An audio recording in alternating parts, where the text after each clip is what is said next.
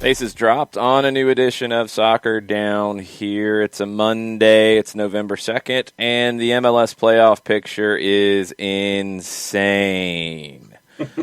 5 teams have a spot here for the last 2 in the Eastern Conference. It's going to be nuts. Decision day is going to be crazy. Scoreboard watching yesterday was crazy. Everything was crazy, and one reason why it was crazy was Atlanta United got a 2-0 win over Cincinnati at Mercedes-Benz Stadium, final home match of the regular season. Guys, it's okay to be happy that the team won. If you're a fan of the team, I know not everybody who listens to the show is, and that's cool. But if you're a supporter of the club, you can enjoy a win. I know it's crazy, isn't it? Don't let the no-fun police. Don't let the people who say, well, Cincinnati's not any good, that win doesn't mean anything. It counted 3 points. Don't let anybody worry about all these things. You got to win. That's a good thing in 2020. You take that win, you put it in your back pocket. You still got a shot. You still need some things to go your way. You still need to go to Columbus and have your best performance of the year to win. But you got a shot going into the last day. That's all you can ask for right now. We'll be getting into reactions, overreactions, underreactions, on-par reactions, all the reactions. Please share them with us to join the conversation. On Twitter, at SoccerDownHere. Email, SoccerDownHere@gmail. And John's doing his hand signals again. It always throws me off. And on the Twitch pitch, twitch.tv/SoccerDownHere. John starts acting like one of the people on the runway at the airport. Plane's going this way. It's like, so where's the snack bar? Oh, the snack bar's over there. They moved it.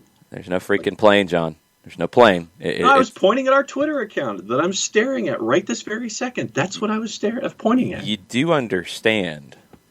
I'm gonna fill you in here.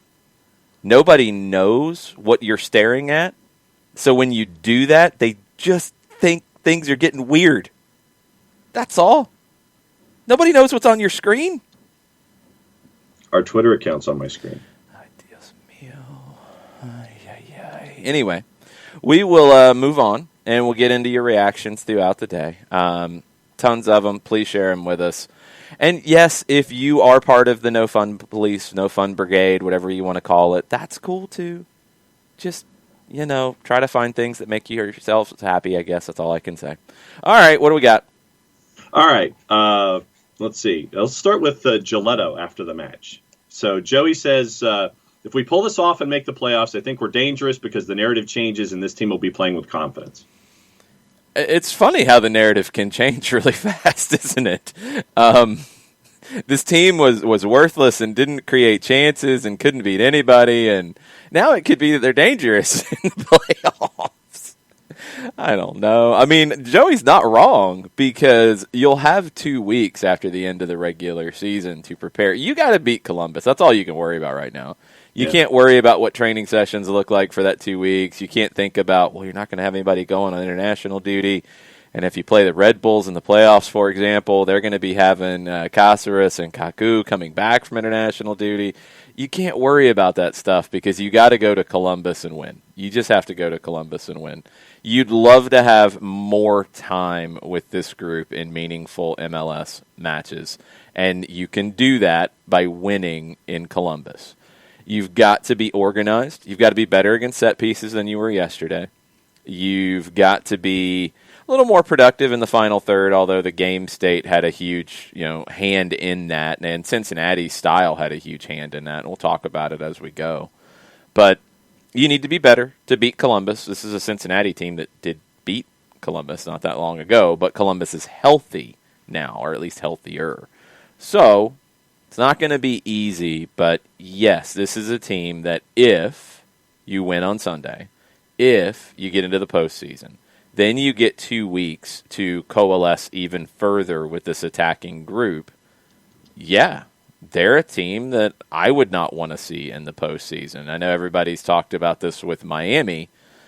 Well, Miami's got to get in there first, and Miami has not had as many calamities outside of their control as Atlanta has and some other teams have had. And they're not inside there right now. They're dropping some games that they can't be dropping. at this point in the season. I think Atlanta is more dangerous looking potentially, and yes, I am biased, and yes, I've watched this team come together. I think that attacking group with Adam John or Kubo Torres, I thought it should have been Kubo. It was John. John gets the early goal. John stayed centrally much more here. That was very, very good to see. If you get Dom, Barco, Moreno healthy with Josetu in a supporting role, that is a good attack, and that is a very balanced attack, and you get more time to work together. They could be really hitting on all cylinders. If you get into the playoffs, you got to get there first. The Colonel is in after the match yesterday, and he says, I am unimpressed by a good result against the worst side in the league. Atlanta United played okay at best, but clearly lack quality. Not convinced it was good soccer, good result for sure. No fun brigade, huh? So let's go back through what Colonel said, because I want to parse this together a little bit. And I hope Colonel's listening, because I know Colonel will come back at it. Okay, yeah. Start from the beginning. I am unimpressed by a good result against the worst side in the league. End of sentence. Why? Okay, it's a good result. It is the worst side in the league, but they're on the schedule. What are you supposed to do? Why are you unimpressed by a good result? Okay, continue. Atlanta United played okay at best, but clearly lack quality. I completely and thoroughly disagree on the lack quality part. That's not the issue. Quality in performance or quality in players, and that would probably be a clarification point for the Colonel. But you play the match in front of you. You're not, and this came up a couple times last night, you're not playing for style points. You're not playing for the East German judge to give you a 9.5. You're playing to win the game in front of you. Mm-hmm. You get an early goal, you get a second goal, and you're playing a team that needs 14, 15 passes to get into the attacking half. That's the game you're going to get. It's not about, I have to impress somebody out there judging me in how I win. Could care less. Win the game. They won the game. They also didn't expend a whole lot of energy to win the game either. That's pretty nice. Third point, not convinced it was good soccer, good result for sure. Again, good soccer, you win the game. Like, this was frustrating at times last night, because Colonel's not the only one who said it, and that's why I wanted to zero in on this. And Colonel, I know you'll go back and forth with me. It's all good. Don't worry about it. Look, the complaint for a long time has been winning games. You won a game. The complaint last year was, and I went back and forth with John Nason on this one a little bit too, the complaint last year was you had possession, but you didn't do anything with it. Now you don't have possession, and that's a problem. Like, you know what I mean? It goes back to the whole thing that we've asked many, many times, and there's never been a definitive answer. There's a lot of people who harp on style. What does that mean to you? Because there's never been a clear answer. It generally comes back to you want to win. So now when you haven't been winning and you win, there's a problem with it. I don't know how to make everybody happy, because look, when you haven't been winning, you take 3 points however you get them. Period. And especially when it's going to be easy. And that's what it felt like last night, because Cincinnati only threatened from dead ball situations. I don't know. It's not just but this is not just Colonel saying this. This is a lot of people, and that's a lot of flow next. Yeah, that's why we bring it up.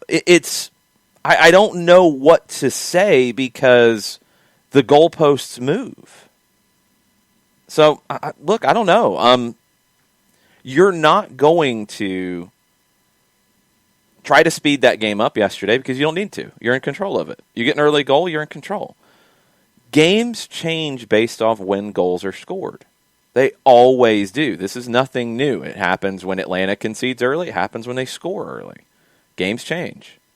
It's not about style points. It's just not. When you're winning a bunch of games and you're in a different position, sure, you can start to talk about style a little bit. But where you're not winning a whole lot of games and you're trying to get some continuity and you're trying to play through some difficult times, you're trying to win. and you could care less what it looks like. Next. El Modaflo agreed with the Colonel. Happy for the win, but this should be a given. All that said, it was good to see them play some good soccer. See, no, didn't agree with the Colonel because said they played good soccer. What is good soccer? Nobody has the same answer, do they? Nobody ever will. Because if you watch England, you're going to think that high energy is good soccer. If you watch South America, you're going to think dribbling is good soccer. If you're watching in Germany, you're going to think transitions is good soccer. There's no one definition to it. What Atlanta United right now is trying to do is not worry about good soccer. They're trying to get 3 points. They did. I don't know what there is to really complain about. You want to get into set-piece defending? Cool, we can talk about that. You want to get into needing to create more chances? Yes, but you had a 2-goal lead pretty early. You're in a good spot. You don't need to risk a whole lot. There's just not a whole lot else, but I'm sure there's more to come. Jason Heinley, down in South Georgia, says, yay, with 2 exclamation points. We still have a chance with 3 exclamation points. Glad they won with 2 exclamation points. Yeah, just win. Win. That's all. Just take it. Mm-hmm. Chris Hutchison says, playing music from Cincinnati is better than eating chili from Cincinnati. Yeah, easily. I'm not eating that garbage. What was the music that you guys chose last night in the full-time report? Well, we bounced around because we got good results from elsewhere. So Mike sang "O Canada." I heard about this. I was going to ask about that. Yeah, Mike sang "O Canada." It was a very moving moment after Toronto won. We played "Because of You" by 98 Degrees because the Lachey brothers are big Cincinnati fans. And because Orlando helped us out as well, we played "I Want It That Way" by the Backstreet Boys. So it was a fun time.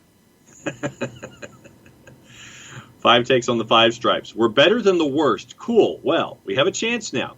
We more or less control our own destiny since I don't think Chicago's going to get back-to-back wins over the Loons and NYC. I saw this narrative coming. I knew it was coming because I already saw the people making their cases for it. Keep moving those goalposts. Keep moving them. It's fine. Oh, this team's terrible. They can't beat anybody. Well, they can beat the bad teams. Whatever. Look, I don't know. I don't know why there is a group here that wants to make everything negative because, man, they will find something negative wherever they got to find it. And it floods through the fan base, and that's why we have the year that we have. You can't win every game. You can't win every game 5-0. You can't win every game getting a 10 from the East German judge. You can't do those things. Go look at any team in the world. Are they doing it? No. So relax. Support the team. If you're in the media, write about the team. Stop trying to create narratives and move these goalposts to find something. You beat a bad team. You should have beat a bad team. You did beat a bad team. Job done. Move on. Now, how do you beat Columbus? That's the next conversation, because that's not going to be easy. Michael Bucklew looked much improved and got those 3 points. Now let's do it again. Also, did I see the shape shift into a 4-4-2 late in the first half? Wondering if there was any strategy behind it or just the shape being fluid with less possession. Don't worry about shape, guys. It doesn't matter. It was 4-4-2 when Cincinnati had possession in their half. Because what happens in those moments is Moreno steps up to help John press because you're wanting 2-on-2 against the center backs. And the wingers drop back a little bit to support. So it's only defensively it turns into a 4-4-2. But, again, shape doesn't really matter. Formations don't matter that much. There's just some little certain elements you're looking for inside of formations, but 4-4-2, 4-3-3, as you see, it's not that different, really. Nathan Pugh is in this morning and has an on-par reaction. So he goes, on-par reaction, : at Mike Conti 929, singing the Canadian national anthem on the full-time report is the best and most lighthearted footy-related thing I've heard all year. Thank you, Mike and Jason, for helping to keep things fun and in perspective. Also, Liverpool, top of the league. # on par reaction Monday. Yeah, plucky upstarts. We'll talk about them on soccer over there. Uncle No Pockets with a good point. I'm talking about some specific people who have moved goalposts, but Uncle No Pockets from a Big picture is correct. It's millions of fans with millions of goalposts. Again, it goes back to the style of play question. Go ask everybody what good soccer is in the fan base, and you're going to get a variety of answers. You're going to get a variety of answers if you ask, describe how Atlanta United played under Tata Martino. You're going to get a variety of answers. You're going to get a variety of answers if you ask them how they played under Frank de Boer, but by then you started to see more of a narrative coalescing.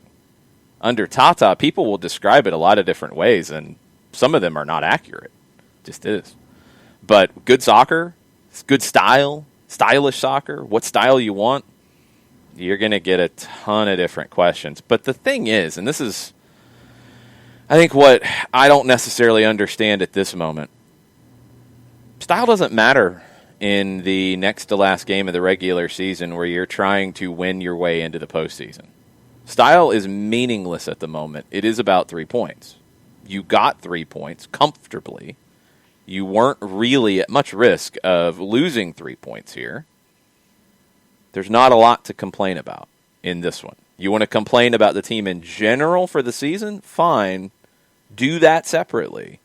In this match, there's just not a lot to complain about because style is not that important right now when 3 points are critical. Nick Brawley this morning says, awesome result, even better singing by @MikeConti929. I think that summed up the night. Next time we need to hear Jason get that into it. No, that was Mike's show. Mike made the call on O Canada at that point. He jumped in singing. I don't know all the words to O Canada, so I'm not going to get them wrong. Not going to disrespect Canada like that. I'll just sit back and order my poutine and be good to go. There you go. Antino this morning. Glad to get the 3 and so happy to see Moreno open his MLS account. His pass to Jurgen on the first goal, and he gave the what's hanging Shaka Bro emoji. The what? The what? How's it hanging? Shaka Bro. Shaka Bro. Shaka Bro. Shaka Bro. Okay. Shaka Bro. All right. The go he had at goal on that free kick, and the googly eyes emoji followed that. Thanks, guys, and hope you're both well this morning. Yeah, Marcelino played really, really well. First 45 was great from him. Tired a little bit as the game went on, which is to be expected. But 4 tackles in addition to creating a chance, in addition to probably should have got a secondary assist on the first goal, in addition to the penalty. Moreno showed you what he brings to the table. He's not going to be as maybe eye-catching as Miguel Almiron because he's not quite as fast. But that style of game that he brings, it's similar because he's going to get back and defend. He's going to spring the team forward. And he's far more confident in the final third than he used to be. That was always the knock on him was everything's good up until the final third and he's not scoring goals. He worked a lot last season with Jose Sand, who is now 40 years old, still playing at Lanús, scored on the weekend. And both of them talked about it at different points last year, about how Moreno, after training, would stay and work on finishing, and just work on finishing to try to build up his confidence. And he started to score a few goals later in the season. So it's kind of fitting that on a weekend where Sand scores at 40 for Lanús against Boca, Moreno steps up to take the penalty. I don't know if he would have stepped up to take the penalty in previous years, but he steps up to take it and buries it. Daniel Price's overreaction thought is the John Travolta, Tony Manero gif from Saturday Night Fever where Staying Alive is playing. So that's Daniel's early thoughts this morning. Alex Pacine has one on the Twitch pitch. I can explain the negativity, Jason. Some people would rather hate on themselves proactively than let someone else do it first. That's a good way to put it. I don't understand wanting to win a banter war at the expense of your own happiness, though. Yeah, I don't get it. I mean, I guess what I always do is I always equate it with these kids that I didn't understand in middle school who were, like, rooting against the school's football team for no good reason, just because they just wanted to be different, I guess. Yeah. And it's like they went to the school and they would go to the games, but they would be talking about how bad the team was and how everybody else would win. It feels like a very juvenile thing. Where I get frustrated is when people start to twist facts to do that. That's what I don't like. That's the thing I don't like. When quotes are taken out of context, or numbers are starting to throw around, or goalposts move, or things like that. That's where I get frustrated, because it does permeate through the fan base. You've got fans who do that, but when it happens from people with influence, it's very, very frustrating, and I don't understand it. I really, really don't. But that's just, I guess we're the sunshine pumpers, and we'll just do our thing, but it's strange to me, and I don't really understand the end game, because there's not one. There's not a good one anyway. If the team's bad, you get to say, I told you so, I guess. If the team's good, then you flip everything around, and everybody's so happy they don't really care. But it's like, what are you celebrating when you've been talking about how bad everything is for a long time? I just don't get it. And none of that matters about last night. That's the thing that is even more frustrating, is you're in a must-win situation. You must win, you win. It's period. You worry about style points when you go into preseason next year, and you're focusing on building something. Right now, it's winning. Yeah. It's just winning. And if Cincinnati wants to pass the ball around in their back line for 12, 13, 14, 15 passes, fine, let them do it. Like, their system was so convoluted to try to get chances moving forward. I mean, it just took so long for them to build anything up. They had a plan. Like, they were working on things, but it was just, it takes forever for them to get into the attacking half. So, fine. They're not going to hurt you over there. Yep. Shiva's in. Good feeling after a win. Philosophical question now. Do you see Atlanta with the same approach versus Columbus? And there's other things with Shiva here too. But and Shiva, this is something that I was tweeting with you about last night, and it kind of goes further along what I'm saying. And it came up in the post game media. This game was this game. This was not an approach to come in and say we're going to sit and be defensive. You get an early goal, and the team that should be chasing you is super patient on the ball, you let them do it. Like, that's it. So whatever it takes to win is what you're going to do. I think you're going to see a similar kind of lineup, I think, with the question about Ezequiel Barco's health. He took a knock in the Orlando game. He came out in the 71st minute, but I didn't think there was an injury concern at the time. It was enough to where he didn't train going into this. He was good enough to come in off the bench. And he looked okay. He looked a little gimpy a couple times when he took hits. I don't know what the injury is. Again, they're not going to tell you, because it's a kick. It's an injury from the game, from contact. So they're not going to tell you where it is. Go back and do the Zapruder film on the Orlando game and see if you can find it. If he's able to go, I think he starts. If he's not, I think Gallagher starts. Outside of that, Mo Adams doesn't look good having to come off the way he did. If he doesn't start, I think it's Jeff. Miles Robinson could be back, and then you'd have a question about who you start at center back with Meza, Escobar, and Robinson. Outside of that, I think the lineup is what it is. I think John gets the start after his performance here. So you're going with that group. We know how that group plays. Approach sometimes can get really confused when there's first half goals, because then the game is different than it was what you prepared for. So I don't think they came in preparing to give Cincinnati that much of the ball. I think that's just the way the game worked out, and you were not at much risk. And the second thought from Shiva, wanted to send some love from Moreno. Absolutely love his work rate and how humble the guy is. Moreno is a really, really good dude. I just love the way that he is constantly battling, constantly wanting the ball, constantly wanting to take people on, loves the dribble, loves to put in the work for the team. That kind of player, it's contagious for the group, and you need those kinds of players in the team. So really good addition, in my opinion. He's nowhere near 100% sharp yet, but he's still finding ways to contribute. Side note, how are we on scarves? Are we out? No, we've got just a couple left. So if you want one, you better get it now. Walchara says, anyone else think Escobar's message on Twitter is a goodbye? Might just be his time. I didn't see that at all. Wow, Chara, I think you might be trying to read into it a little too much. I thought it was just a thank you in the last home game situation. Yeah. I don't know what his contract situation is, but I don't know why that would be the guess on that one. I didn't take it that way at all. No, I took it as last home game salute to the fans kind of a thing. That was when I saw that. Very key, as many have said, having Escobar back last night really helped. Yep. Daniel Price, adding to his Tony Monero gift this morning, says, absolutely gutted for Mo. He was looking so good. We need everyone at full speed when we get to do or die in Columbus. Isn't it ironic? We have to be at our best at Columbus when arguably our worst game was against Columbus.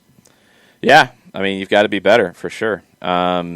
Mo has been a huge part of good performances, even with bad results. You're lucky that you have Jeff, who can come in and play, and you don't have much of a drop-off. Not as dynamic as Mo, maybe a little bit smarter with the positioning. That might actually be helpful against Columbus because their midfield can hurt you. But Mo's been playing so well, you don't want to see him go out that way. John Nason, elaborating on the conversation that the two of you had last night, says, didn't indicate I wasn't happy with... Go. Read the first tweet because not everybody knows what happened last night. Okay, well, you mentioned it earlier. I mentioned it, but I didn't say what he said really in detail. All right, so here we go. John Nason to you and Mike in 92.9. Not pretty watching so much possession conceded tonight, but a clean sheet suggests they stayed organized. Might not be good enough against a better team, but you take them one at a time. Yes, and I said last year the complaint was you had possession, but you didn't do anything with it. Now the complaint is you win, but you don't have possession. That it doesn't matter. I mean, you generally want possession. Yes, this team will generally want possession. But with a 2-goal lead, you don't really care about possession at that point. So you're okay conceding it. I think it was more about the way the game played out than anything else. Now go ahead. And so this morning, John comes back and says, it didn't indicate I wasn't happy with the performance, just stating an opinion on the approach last night and how that might have to change against Columbus. Yeah, and I messaged John and told him, and he said no worries, so I don't mind saying this. I said I didn't want it to sound like I was jumping on John for his tweet last night, but those narratives were already getting started about possession when everybody hated possession to the point that if you mentioned the team had good possession numbers, people would start yelling at you. So now we can't use possession as a negative. That bar's already been set in Atlanta, that possession is not something you can measure anything by. So it can't be part of that at all. John's tweet kind of opened that door to make that point, but it's all good. And he says no worries, so we're all good. So all's good. Yeah, breaking news sounder, please, real quick. We'll duck back into Twitter here in just a second. Okay, I was not prepared for a breaking news sounder this early, but I will have it in 1 second.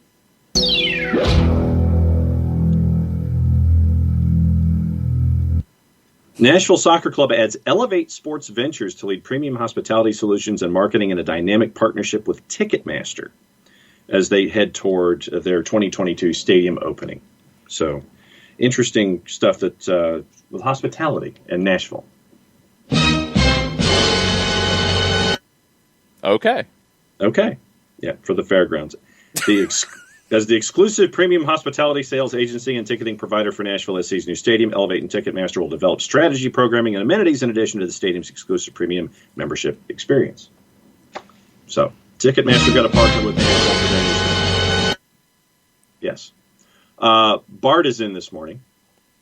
He says, excuse me for not being recklessly joyful over last night's victory over a bottom-of-the-table team, but I did shriek in excitement when New England scored that fourth goal and Pozuelo converted the PK for Toronto. Another thought to follow. Yeah, just be happy you get a win. I mean, you can't complain about not winning games, but then say that a win's not good enough, you know? Like, it's just, that's not really fair because you're not, what else are you supposed to do? I don't really know. I mean, then I guess it goes back, and yes, I keep bashing on the East German judge, but that was always the hardest one.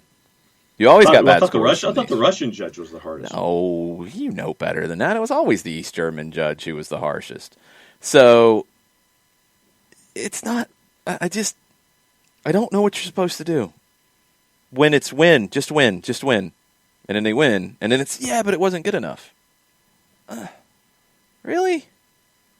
Is that how we're going to do this now? I don't know. Do what you want, but allow yourselves to be happy when wins happen. Because if you start then parsing through every win and saying some aren't good enough, you're not going to be a happy soccer fan. Wins are not easy to come by. Zinedine Zidane talked about this week. He talked about how they celebrate every win because it's not easy to get wins anymore. And he's talking about it from Real Madrid. They're not about to go into bankruptcy like Barcelona. Literally, that could happen at the beginning of the year. We'll talk about that later. We'll talk about it on Soccer Over There. Real Madrid's got whatever they want. And he says, we're happy when we win, period, full stop. Because the game, the coaching, the level of talent from smaller teams in a non-cap league in La Liga, it's difficult to win all the time. Cherish wins. Mm-hmm. Period. When you have a bunch of wins, then you can start talking about, okay, we'd like them to play better in this way. I'd like to see this. Okay. But when you're not getting wins and you get one, man, take it and run. But yes, I was going nuts when New England and Toronto got their goals as well. That was a lot of fun scoreboard watching last night. Yeah, we were doing the same in the press box. Second point from Bart. I do want to give Glassy credit for changing his approach slightly to force Cincy to prove they could create through open play. Not sure if Columbus will be similarly incapable, but I think we'll see that again next Sunday. Hashtag on par reaction Monday. Some of that's down to the game. Some of that's down to what we talked about, where teams are sitting back and letting Cincinnati do what they're doing. I mean, really quickly, because it doesn't matter all that much for Atlanta's sake. I mean, Cincinnati is what they would do in their early phases. It was really strange to me, just because, again, it's so convoluted. So your outside backs pushed up high. Your two central midfielders in Medunjanin, who they wanted to play through as much as possible, and Makocho would often both go out wider to flank your center backs. So your outside backs got replaced by your central midfielders. That meant Frankie Amaya dropped in. So what does that mean? You've got two center backs. You've got your two central midfielders out wider.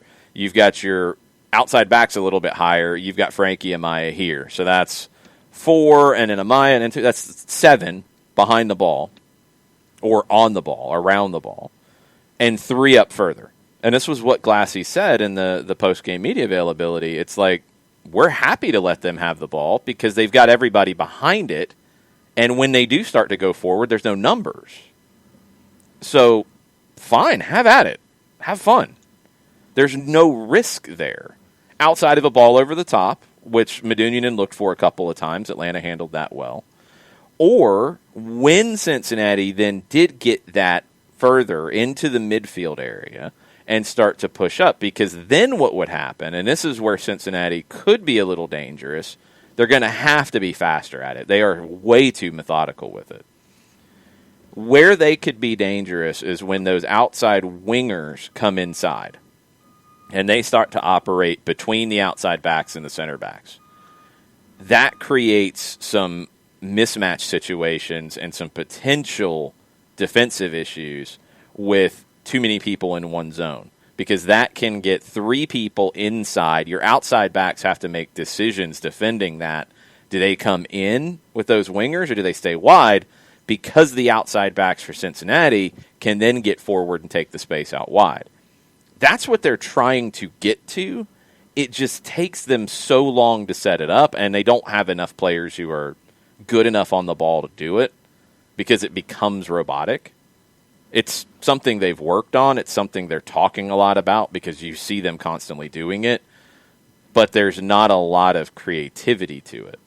So if you're Atlanta and you've got a 2-goal lead, go have at it. Do what you're doing. That's fun. We're going to sit back and watch. Oh, you're going to pass to the left again. Okay, now you're going to pass back to the right. You're going to go back over there. Okay, we know what's coming. Is it going to happen? No, not yet? Okay, cool. We're just going to sit and chill. I mean, that's the way that game played out. You take Columbus and you're talking about somebody completely different, more dynamic, much more open.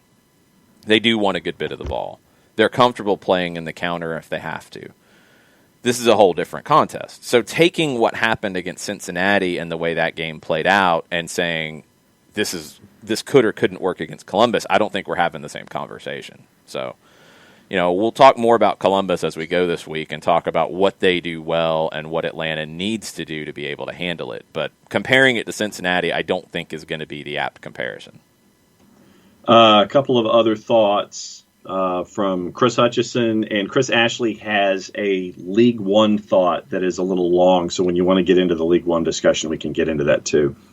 Chris Hutchison says, I wouldn't really characterize that rendition of "Oh Canada" as singing Mike sorry, and Mike admitted it and says, you don't want to hear me singing. Yeah, no, you don't want to hear me singing either. So Mike was reciting it very well. He knew far more of the words than I did. Yeah, I'm pretty close from what I can remember. And there are times if I'm watching a hockey game, then I actually can drift into the French verse and can go English, French, English. But I don't know how accurate I am in my pronunciation, so I just stick with the English version. I'm pretty solid on that one. Okay, from Stephen Glass's media availability last night. Now, the question was roughly about playing a transition game against Columbus, essentially playing the same kind of style. Glassy said they haven't prepared for Columbus yet because they had to prepare for Cincinnati. You can't take games. You can't look ahead right now. You got to win. If you didn't win against Cincinnati, it didn't really matter what you did for Columbus. So that you can't do that yet. He said that we felt like we gave up a lot of possession tonight. That was something we controlled. They were able to keep possession with big numbers behind the ball, which effectively means they don't have that many players on, I think, ahead of the ball. The text is a little off. So they can't score a goal. We felt comfortable with the group of players that we had. That was a decision by our staff. Columbus is a different proposition altogether. As good as Cincinnati is on the ball, I feel like Columbus poses different types of problems. It's about us controlling where we allow teams to play and when we can be aggressive with the pressure. You don't just press to press. Atlanta's not going to be a Red Bulls, a San Jose, a just run around and press everything team. It's controlling. It goes back to controlling games. And defensively, it's where they have it. If you control it to where they have the ball in their own half, cool, they're not hurting you. Now, look, the Columbus game from the jump gives you a different situation because you have to win. So the longer it goes without you being in the lead, the more you're going to have to risk throughout the 90. You're going to have to risk more to win. Last night was completely different. You got early goals. There's no need to risk. You're comfortable, especially when goal differential could very easily come into play here. So you're not going to risk anything and give up a bad goal against Cincinnati just to go press because you want to. It's all about controlling the game that you have in front of you. Daniel Price with our national thought, he says, feels bad Ticketmaster's evil. That's a thought held by a lot of folks in general, that Ticketmaster's evil. I disagree in general because I think their fees have gone up a lot because they've had a lot of stuff to pay for. I'm not going to say anybody in the event industry is evil right now because there's no events and there's not much of an event industry, is there? Yeah. When people are losing their jobs at the moment because of the pandemic, I'm not going to say that company's evil. I mean, Ticketmaster has increased the fees in a way that I'm not a huge fan of. Absolutely. But nobody else has been able to create something better on a wide scale, and I don't think there's anything stopping them. So, I don't know. I know some people who are no longer at Ticketmaster because there's nothing to sell tickets for. So I'm going to hold off on that because they did the best that they could for their staff. So they've won some points with me. So Chris Ashley has a League One thought, and John Nason has a Jessica Charman Skybet Championship thought. You want to get back to those later on? Yes, we'll come back to those. Then we're caught up on Twitter. Okay, so I'll try to get caught up on the Twitch pitch real quick. If I missed your stuff, please chime in here. So Kefsey says, so I thought I understood the post-game talk to indicate we saw some of our players higher up the pitch in new positions last night, and that was primarily a result of the tactics and keeping pressure in Cincinnati's half. Yes? No. No, not from what Glassy said in the quote that I read. it wasn't about keeping pressure in Cincinnati's half off the ball. And we're talking about pressure generally, or we're talking about defensively. I don't think anything really changed on the ball in terms of getting numbers into the attack. They did what they've been doing here lately. I don't think that was it. I mean, the way the game played out, look, I don't know what the 90-minute game plan was, because you got goals to make it easier for yourself. So you didn't have to risk. Early on, I mean, go back to the first goal. It's good distribution from Brad Kazan. And Marcelino Moreno carries it forward, a little 1-2 with Adam John. He sprays it out wide to Jurgen Dahm. Dahm cuts back and puts in a good cross to John. Goal. That wasn't a whole lot of players forward. It was quick. It was quick transition. The second goal, it's a brilliant ball from George Bello into John Gallagher, who, great on the ball, earns the penalty, and then Moreno converts it. So, I mean, you get those two goals in those moments, and you're comfortable. So maybe there was an idea. I would absolutely assume that there was. If it was scoreless in the second half, Atlanta would have dialed up the pressure because they would have had to. Now, then that would have made things easier for Cincinnati if they beat the pressure to play over the pressure and create chances, which you don't want. But if you're not winning that game, that's what you're going to have to do, because you just don't have a choice. Jason Nick says, you think Miles is available for Columbus? Absolutely no way to know. Just no way to know. We'll see how this week goes. If he is, it creates some interesting conversations with the lineup. If he is and isn't 100%, then it's nice to have him off the bench. There's no way to know, though. It's just completely unknown. I've got questions. I mean, Robinson, obviously, Barco, and how much he's available for Columbus, Mo Adams, and if he's available for Columbus. Those are the big questions on my end. I think everybody else coming out of last night is good. Harmless Bunny says, yo, I just want to say that Brooks Lennon is way better in the air than his height might suggest. He is. He is a scrappy little guy in the air. He gets up. He's got good leaping ability. He reads it well, and he's got good form because he's able to put a lot on his headers. So in the final third, he's a danger in the air, and he's a good defensive header as well, defending set pieces. And you're going to need that. You needed it last night against a Cincinnati team that's really good on set pieces. That's somebody's backing up outside the window. Kendall Waston. Gwen's not backing up, is she? Gwen doesn't have a beeper alarm on her when she backs up. No, that doesn't even make any sense, John. Cincinnati's one of the best teams in set pieces because you've got Kendall Waston, who's one of the best targets in CONCACAF on set pieces, and you've got Harris Medunian, who's one of the best delivery people of set pieces. I mean, he had 6 chances created last night. I don't know if any of them were from the run of play. I feel like all of them came from free kicks or corners. Yeah. He's that good. He's got a brilliant left foot. So, it was the conversation we had on the run-up about there is still a place if you put the right team around them or you play the way that Cincinnati played where you're trying to control possession to limit transition moments. A player like Medunian, who's not very mobile but is great on the ball, you can still make something work for them if you put some thought behind it. And if you have them for set pieces, I mean, that's the same thing that David Beckham was at the end of his career where he wasn't as mobile as he used to be. But you get a free kick in a dangerous spot, you want David Beckham on that. Medunian can be that good. So you struggled against set pieces last night, but you struggled against a really good team. You didn't give up anything. Brad Gazan had to make a couple of big saves. Those were huge. You did a little bit better as the game went on with not winning the set piece, not winning the first ball, but making it difficult for Cincinnati to get a good look. Franco Escobar uses his body really well on those. When he can't go up and win the header with somebody, you get a little bump, you throw them off, you get in front of them. You just make it difficult for them to get a clean look. And you're going to have to do that at times without Miles Robinson because he can go up and leap with anybody. He's not there. You're not a big team. Outside of Adam John, you're a pretty small team, that lineup last night. So you've got to find other ways to do it. Lennon becomes important, not against the top guys because he's going to be giving up about 6 inches, but against that second-level guy, he needs to win the second ball in a big way, a lot of times out of the air. Jason Nick says, there was one crazy sequence where Cincinnati had the ball, yet every outfield player was in Cincinnati's half. We were playing that high without the ball. I think that might have been when it first turned over, because Atlanta, when they have the ball, they want to get everybody forward. I mean, we saw Fernando Meza and Franco Escobar stepping forward into the attack a lot last night.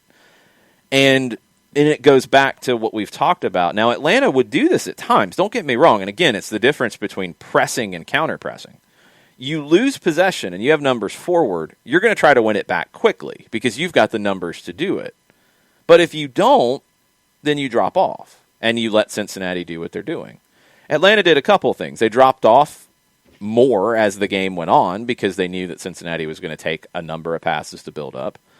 Atlanta also looked to play over the top a few times. And if Cincinnati won that possession, then they did their build-up. And it took a long time for them to do that. So, consistently, Atlanta was not playing very high. They just weren't, because they didn't need to. You know, they didn't have to expend a lot of energy here. And that's a good situation to be in. Okay, let's see. Oh, Wowchara says, someone in the press box last night said it might be Franco Escobar's last night. That's why I ask.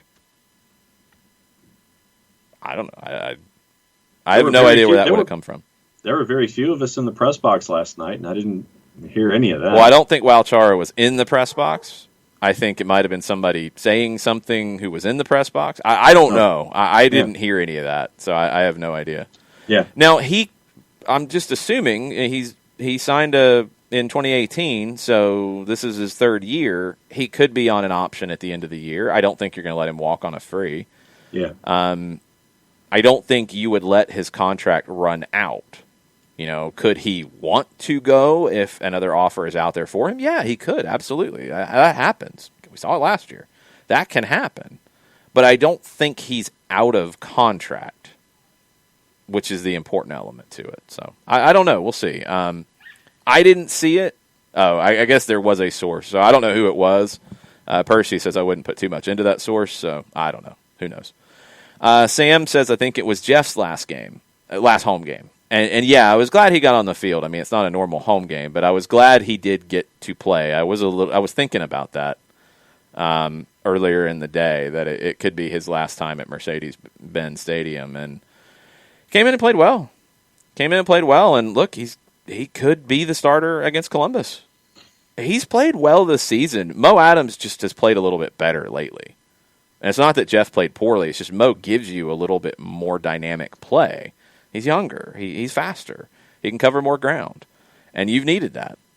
So now you might not have Mo. You have to turn back to Jeff. And that means Josetu and Moreno are going to have to be a little more dynamic to cover a little more space.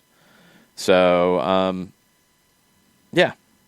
A lot of people are hating on Ticketmaster. I know. I'm in the minority. I know some people who've worked there. And they did pretty good by their people during all this. So I'm giving them the benefit of the doubt in 2020. How about that? Let's see. Wowchara. I think people are worried that wins could lead to Glassy getting the job permanently, or even some players staying when they shouldn't. I don't know what people are worried about. The team has been very clear throughout all of this, after wins and after losses, that they are looking for a manager. Stephen Glass is the interim manager. Stephen Glass has done as good of a job as you could do with what he's had to work with. Which has not been consistent. I think some of the conversation about Stephen Glass has been incredibly unfair, and I don't get it. He's the interim manager. He's the manager of Atlanta United too. He's had to do this on the fly with people coming in and out, with injuries, with a schedule that's crazy, and there's no book on how to manage during a pandemic. You know, I mean, he went into the game last Wednesday losing a player who tested positive to COVID. You don't really have a plan for that, you know? This is where you're at. But no, I don't think, and we've talked about this, I think it would have taken a whole lot for him to get the job, because he hasn't been a first-team manager at a first-team level. Yes, it's the first team for the second team. I know. That's his first managerial experience. They're probably looking for somebody with more experience, and that's okay. And anybody who is rooting against wins for the team that they supposedly support makes zero sense because you're not supporting the team that you say you support. You want wins at all times, period. And no, I don't think it's going to change a player's situation if they have a good game at some point. I don't know who people want gone and who people don't want gone. And I don't know. I don't think the people are making that decision. But that just goes completely against being a supporter, I guess. I mean, that's kind of the whole point. So, I don't know. That's kind of strange. Christopher Abel. Mike's reactions on the full-time report were absolutely hilarious. Larea looking for penalties is just so good for the game. I was dying because when I saw that they got a penalty, I'm like, I know Richie Larea. I know he dove. I know he dove. Yeah. I know he dove. And I see it back like, yep, he dove. He dove. Mm-hmm. Exactly. I mean, it's so nothing there. Uh-huh. But yeah, hey. The only thing this go-round was that he didn't pick up a big chunk of turf before he fell. Yeah, that one, I don't know if he necessarily tried to dive initially, but then he sold it. I think he did, chunk the turf first. This one just flat out. This was just like, boop. And a little bit of contact, and then he's down. He's down. What was that sound effect, John? That didn't make any sense. You know this goes out as a podcast, right? Yeah. Push forward. There you go. Good job. Good job. Sure, that maybe is what it sounded like on the field. I didn't pick that up from the field mics. But he went down really easily. That was kind of easy. It's like, I think I'll fall now. Bang. There's that beat in between the push and the fall. Very, very easily. They are talking about on Sportia and TIC the premier goal for Marcelino Moreno in Atlanta United. Sweet. Very nice. That's what they do, John. They show the Saudi Arabian League highlights because of Pity Martinez. They show Argentine players around the world, but they're showing all the MLS highlights right now, and they're talking about Valentin Castellanos' big day for NYC when they won 5-2 over Red Bulls. So, yeah, they're talking it up. Okay. Alex Pacine is 100% correct. The East German judge was a Soviet proxy. Anyway, that is accurate. That is very, very accurate. Yes. Sam Williamson is almost singing Bobby McFerrin, Just Be Happy. It's a win. Take it. There you go. Christopher Abel says, so when Atlanta makes the playoffs, which a cappella song will you and Mike serenade us with on the post-game show? His rendition of Oh Canada was pretty good. Stop it. Stop getting all giddy over there. You have nothing to do with this. It depends on who helps. It depends on how it goes. I mean, Atlanta's going to need a little bit of help, so it could be a lot of things. We don't plan these things. Bohemian Like You by the Dandy Warhols? Why would what? Because they're from Ohio. No, they're from Portland. I thought they were from Ohio. No, they're from Portland, and that doesn't make any sense. I was just trying to think of an Ohio group. That was the first one I thought popped into my head. No. But if they're from Portland, then it's only a Western Conference. No, we played Oh Canada because Toronto helped. Right. Not because they're from Cincinnati. No, I get the whole notion of why you guys played Oh Canada, but I thought that I'm thinking next week if something happens, then you would play the Dandy Warhols. Yeah, but John, you've already screwed it up, and I'm going to stop you before you mess up the juju here. Okay. You never plan what you're going to do expecting a win.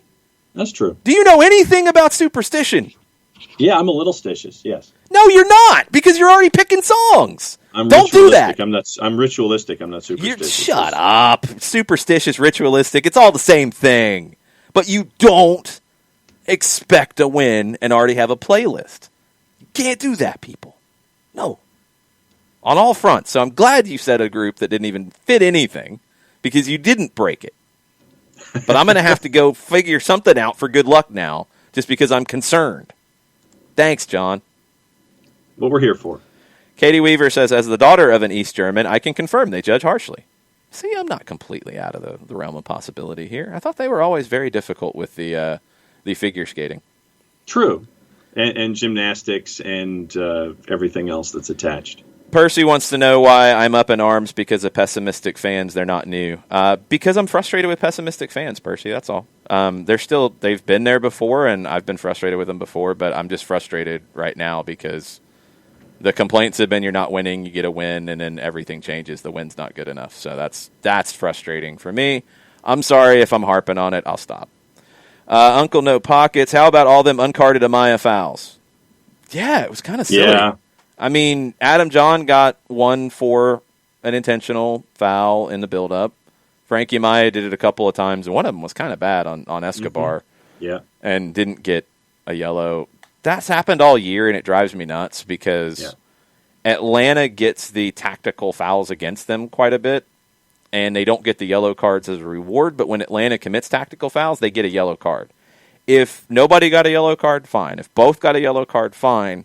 When one's getting it, one isn't, it's very annoying. And anyway, that's what happened. Kefsey says Conti's sarcasm and faux love of other teams is the anti-self-hate medicine. It was funny. Pacine, we're not picking songs. Don't even get any ideas. Nope. Chris Hutchison says, after watching Moreno and Dom these last few games, I say, PT who? They're different players, and it's not fair. Again, Pity Martinez, I'm not going to change my tune here. Pity Martinez had good production in Atlanta. Did he have as much as we wanted? No, we'd love to have had more, but he had good production. Moreno's a very different kind of player. I mean, it's like comparing Pity to Miggy, which wasn't fair to begin with. They're different kinds of players altogether. And Dom's a different player than Pity or Moreno. So, I mean, they're different, and maybe you like them or you think they fit better because they are different, not because one's so much better at the same thing than the other. They're just different. Moreno is an attacking 8. Pity's nothing like an 8. Pity is a 10, an enganche, a trequartista, a second forward. I mean, you can put him in any of those roles. You're not asking him to do a lot of defensive work. Yes, he defended some at River Plate, but it was up high in pressing situations, not doing what Moreno's doing, not tracking back and winning 4 tackles, not stuff like that. So different players entirely, and it's just hard to compare. It's like comparing a defensive midfielder to a forward, you know? I mean, it's like they don't play the same game, so it's a little difficult. Still caught up on Twitter's where Atlanta United is concerned, so whenever you want to come back to the other stuff outside of MLS, it's here. Well, what's that other stuff? Because since we're just bouncing around anyway. Okay. Chris Ashley, and this is a bit of a long thing, so he says he's listening on delay this morning, but he'd love to hear our thoughts about how the decision to cancel the League One final was handled, according to Triumph goalkeeper Dallas J. I did not hear what Dallas said. Okay, I'm getting to that Okay. because Chris brought it into the conversation. Chris says, we've praised USL's handling of most things this season, but if the players found out on Twitter, that's a bad look. I think it probably goes to the fact that things like this tend to leak, in quotation marks, out of the USL offices, and the league wants to get out in front of it, but not ideal. And so here's what Dallas said on Twitter. He said, quote, I have to say something about all this. First, I want to be playing in a final tonight. This is what you dream of as a player, what you work for, the chance to go out one time with your teammates that you've grafted with all year long. One chance, one game with everything on the line. We as players want that pressure, those butterflies and everything that comes with playing in a final. We don't get that. Last year, with Greenville, we battled the entire 90 minutes in the final but lost. This was going to be the year to play in a final, to win in a final, lift a trophy. We were confident in our abilities, our preparation, our game plan. We were ready, but don't get that chance now. Make no mistake, we aren't happy about that. Players were in no way consulted on the decision to play, postpone, or cancel this game. These decisions were outside our control, so they are decisions we have to accept. We found out we won the league from a tweet while we were walking off the training field yesterday. I had family and friends know the situation before I even did. Again, not ideal. I don't like how that was handled, but again, that's out of our control. I think it was out of everybody's control because I think somebody broke the news. I want to say it was The Athletic and Jeff Reuter, but I might be wrong. Somebody broke it before the league announced it. So it's a little hard to complain about the league's handling of it if somebody got the news and broke it before the league could announce it. Yeah. They need to not have leaks and not have stuff get leaked out, but this could have gotten out a lot of different ways. If somebody had a connection to Omaha. It could have come out of Omaha. It could have come out of somebody at the league office. It could have come out of a lot of places.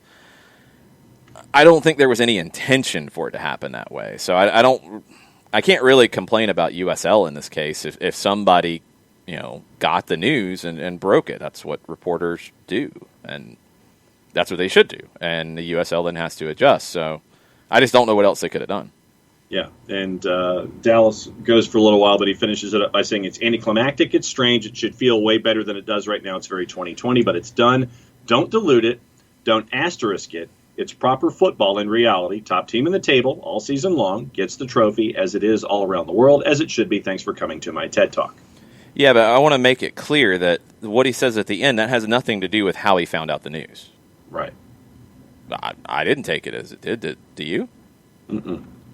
Okay, then it's two separate things. I mean, no, you don't put an asterisk by it because they won the league. They won the league the only way they could win the league. You couldn't have a final because Omaha couldn't play. They won the league. Period.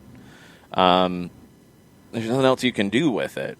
There's nothing you can try to diminish it. It is what it is in 2020. They are the league champion for 2020. We'll remember how they won it, but they won it fairly. There's really not a whole lot of question there. The way they found out they won it, yeah, you would have liked it to be different because you want that news to leak out and be reported the way it was and then be all over Twitter before it can be officially announced. You'd like to handle that better.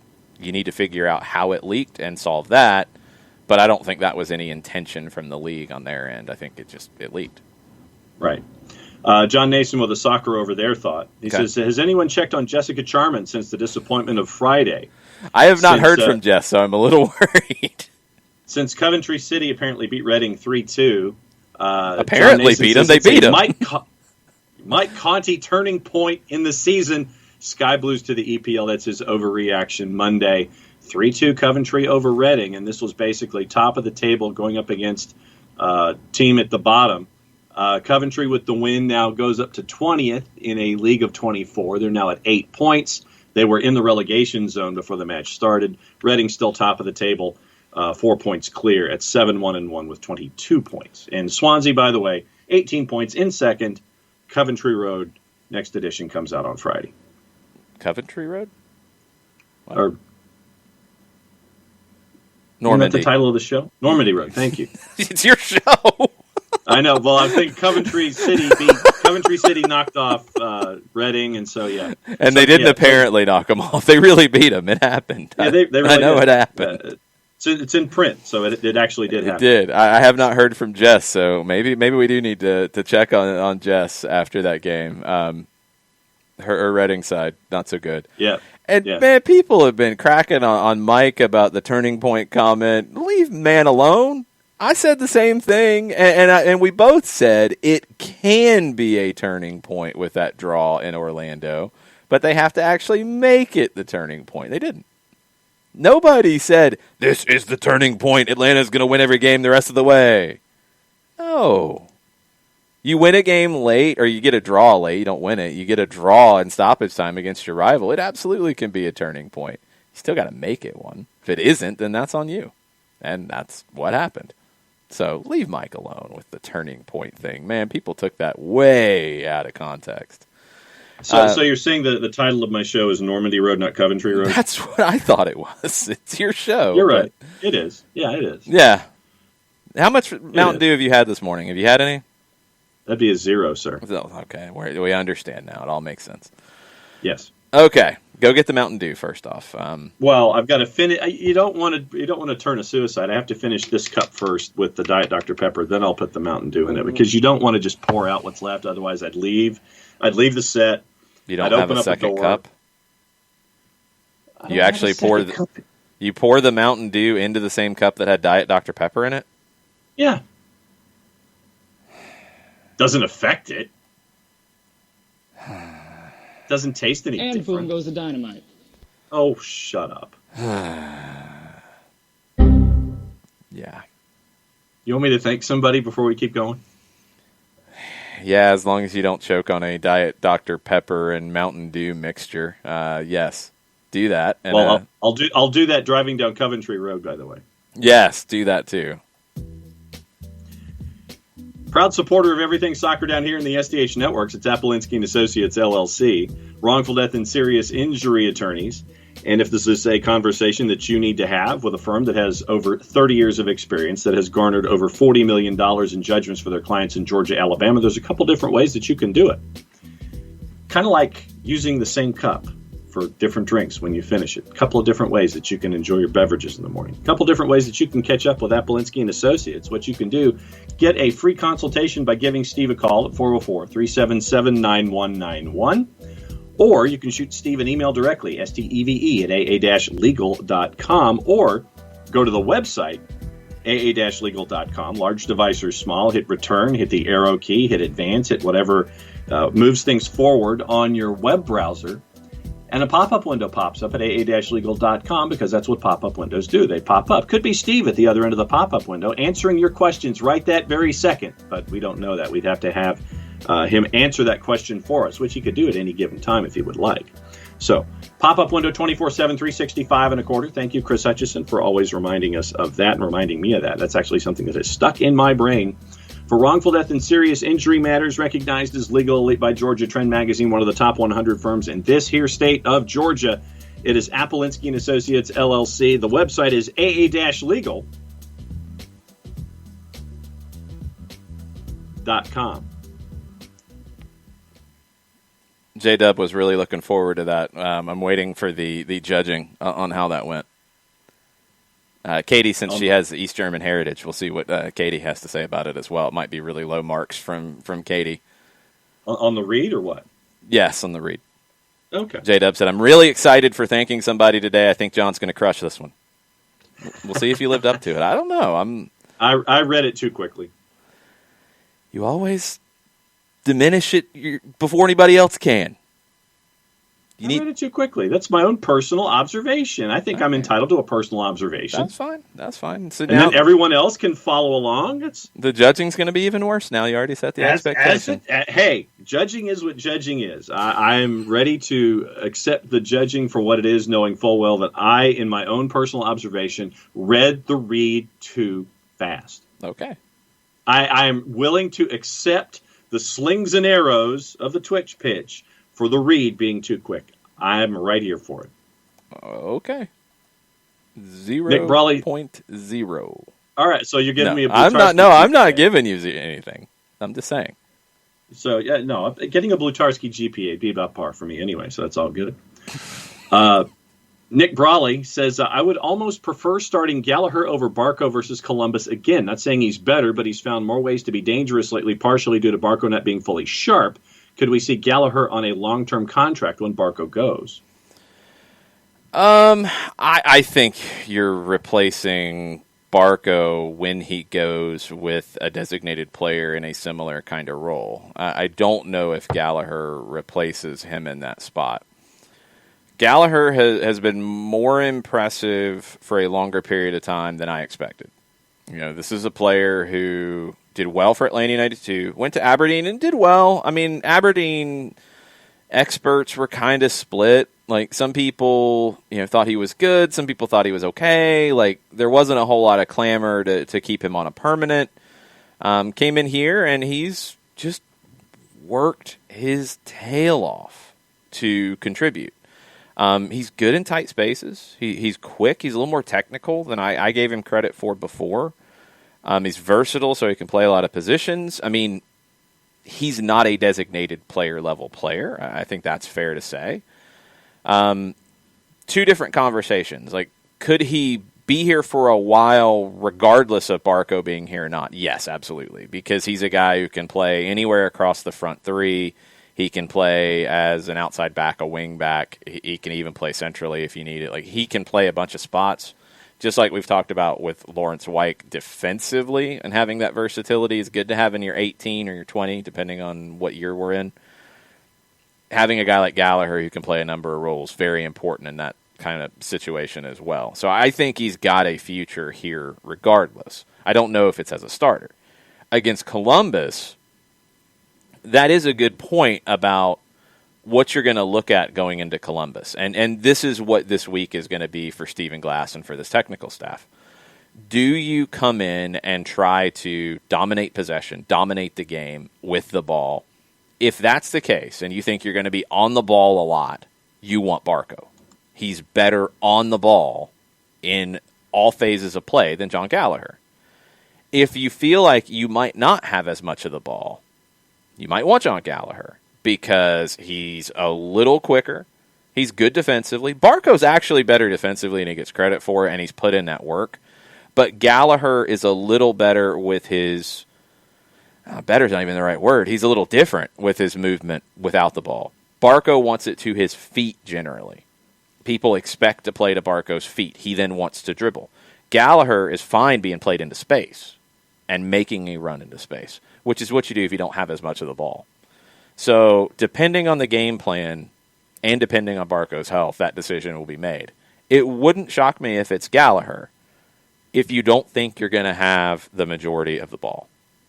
And that could very easily be the plan against Columbus in this situation, because you might look at it and say, man, they've got better people in some spots than us. We've got to be careful with that. Let's start with Gallagher. Let's use Barco off the bench when we need him. Maybe that's going to be the way to go. If he's got a contact injury from a knock, from a kick, from contact from the Orlando game, and you saw him a couple times wince as he was getting up after hits yesterday, maybe that doesn't feel completely normal by the time you get to Sunday. And it might be easier just to start Gallagher and plan that way and use Barco as the super sub off the bench. Colonel, about Columbus, and I did not see the game yesterday as I was getting ready for everything. I did see the XG, and Philly had an XG of over 3, and they only got 1 goal. Ayler Room had a big day. Colonel says Columbus did not look good yesterday. They were dominated by the Union, who did look good, and yet in the end had more goals. That's soccer. That's how it goes. I've been watching the Argentine Copa Liga Profesional, and you had quite a few games over the weekend where one team had 60% of the ball, the other team had 40. The team with 40 had more shots.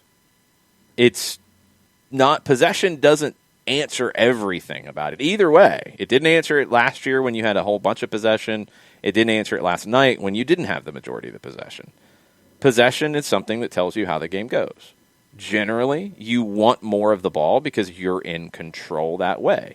Unless you're a team who doesn't feel comfortable on the ball, then you don't want the ball because you want to control the game in a different way. It's all about your game plan. It's all about your approach. But possession is just a number. It just tells you the story of the game more than tells you the quality of the performance.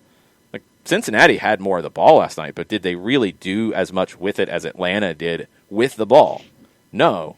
Cincinnati's best chances came from set pieces. Atlanta looked better with the ball. Possession wouldn't tell you that. You have to see it. That's the thing about the stats and the numbers in the sport to me, is that they can help tell a story. They don't tell the whole story. They can't. I mean, the game comes down to goals, period. And you can get them in a variety of ways. You can get them with a whole lot of the ball. You can get them on a counter. You can get them on a long ball over the top and 2 touches and a goal. You can get them off a set piece.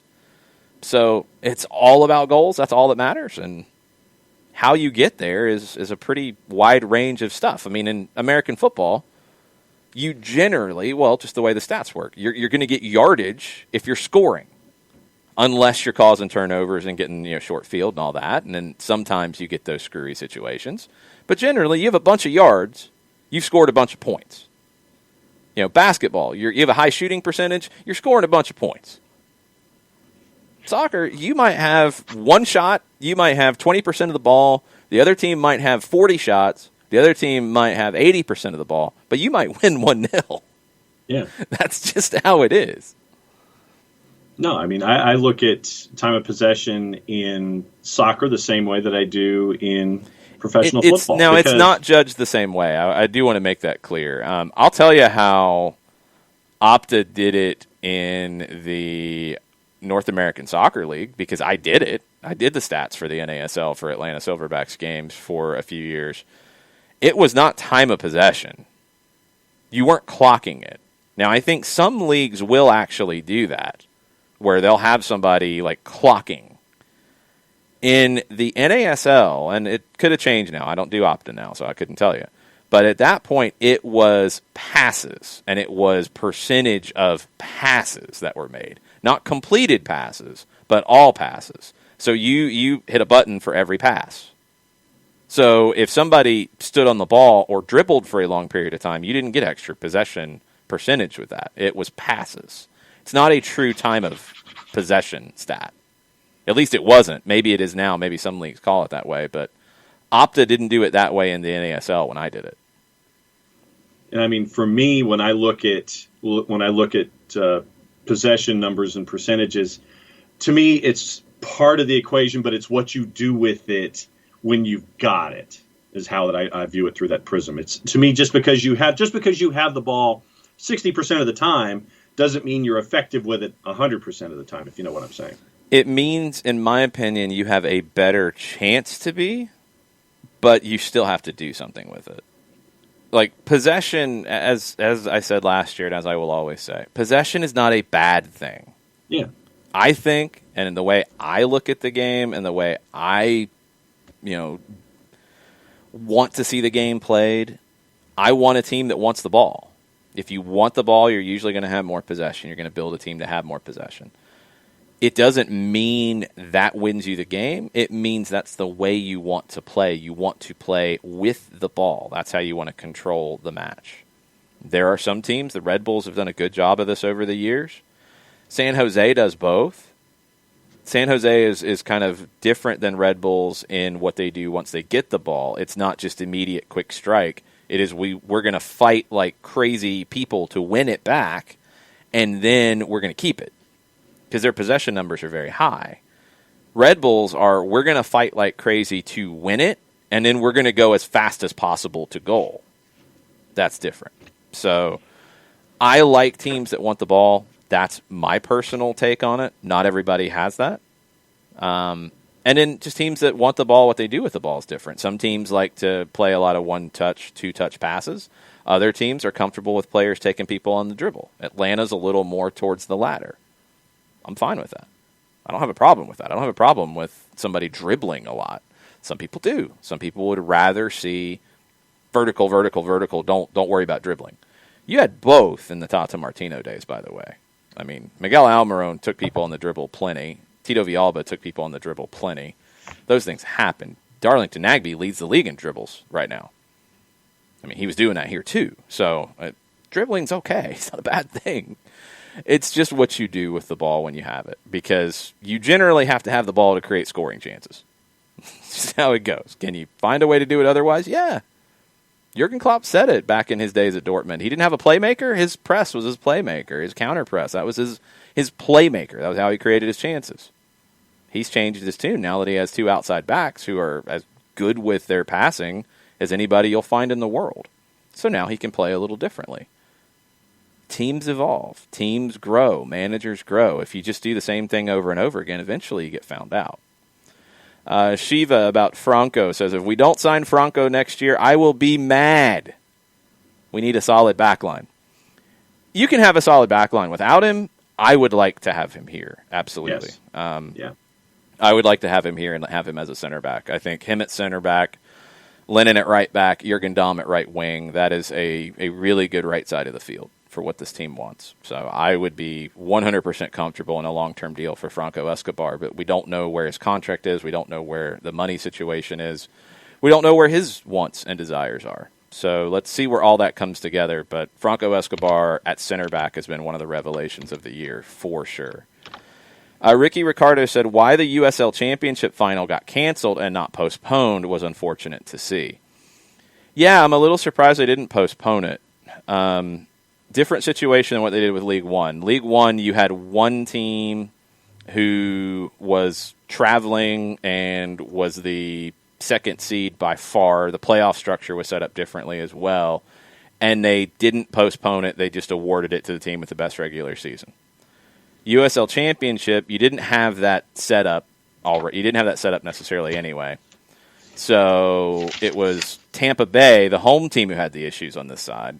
And they didn't postpone it. I'm a little surprised they didn't try to get it played and maybe push it back a week. I don't know if, they I don't know if TV played into it, but I mean, even if it's on ESPN Plus, you at least get a game. Yeah. I don't know. What are you checking your notes on this? No, I've stuff that just triggered into my head. As topics come across, I write something down. Otherwise, I'm going to forget it. Okay. So yeah, I don't know why it didn't get played. I was a little surprised by that. I was a little disappointed with that. I would have liked to have seen that game get played. Yeah. Same with League One. I don't know what the rulings were with USL and how that worked out. Atlanta Phoenix was disappointed. Really excited for Tampa Bay and Phoenix. Same here. I'd have liked to have seen that match. Tampa Bay was a really impressive team. You know, we saw them a lot with Atlanta United too, and as one of the independent teams in the league, I really like the way they handle themselves and what they do. They play a style that, look, I'm not a huge fan of. They're big and physical, and they will knock you around in a match. It always created a really good match against Atlanta United too, because they were small and crafty. And even though Tampa got the better of them, they were good matches. They were fun matches to call. They were fun matches to watch. Tampa, I thought, would have won the game at home. Yeah. That would have been where my juice boxes were. But we don't get to see it. No. Has anyone graded me yet? I got to scroll ahead. People are a little weirded out by the weird sharing of cups thing with your drinks.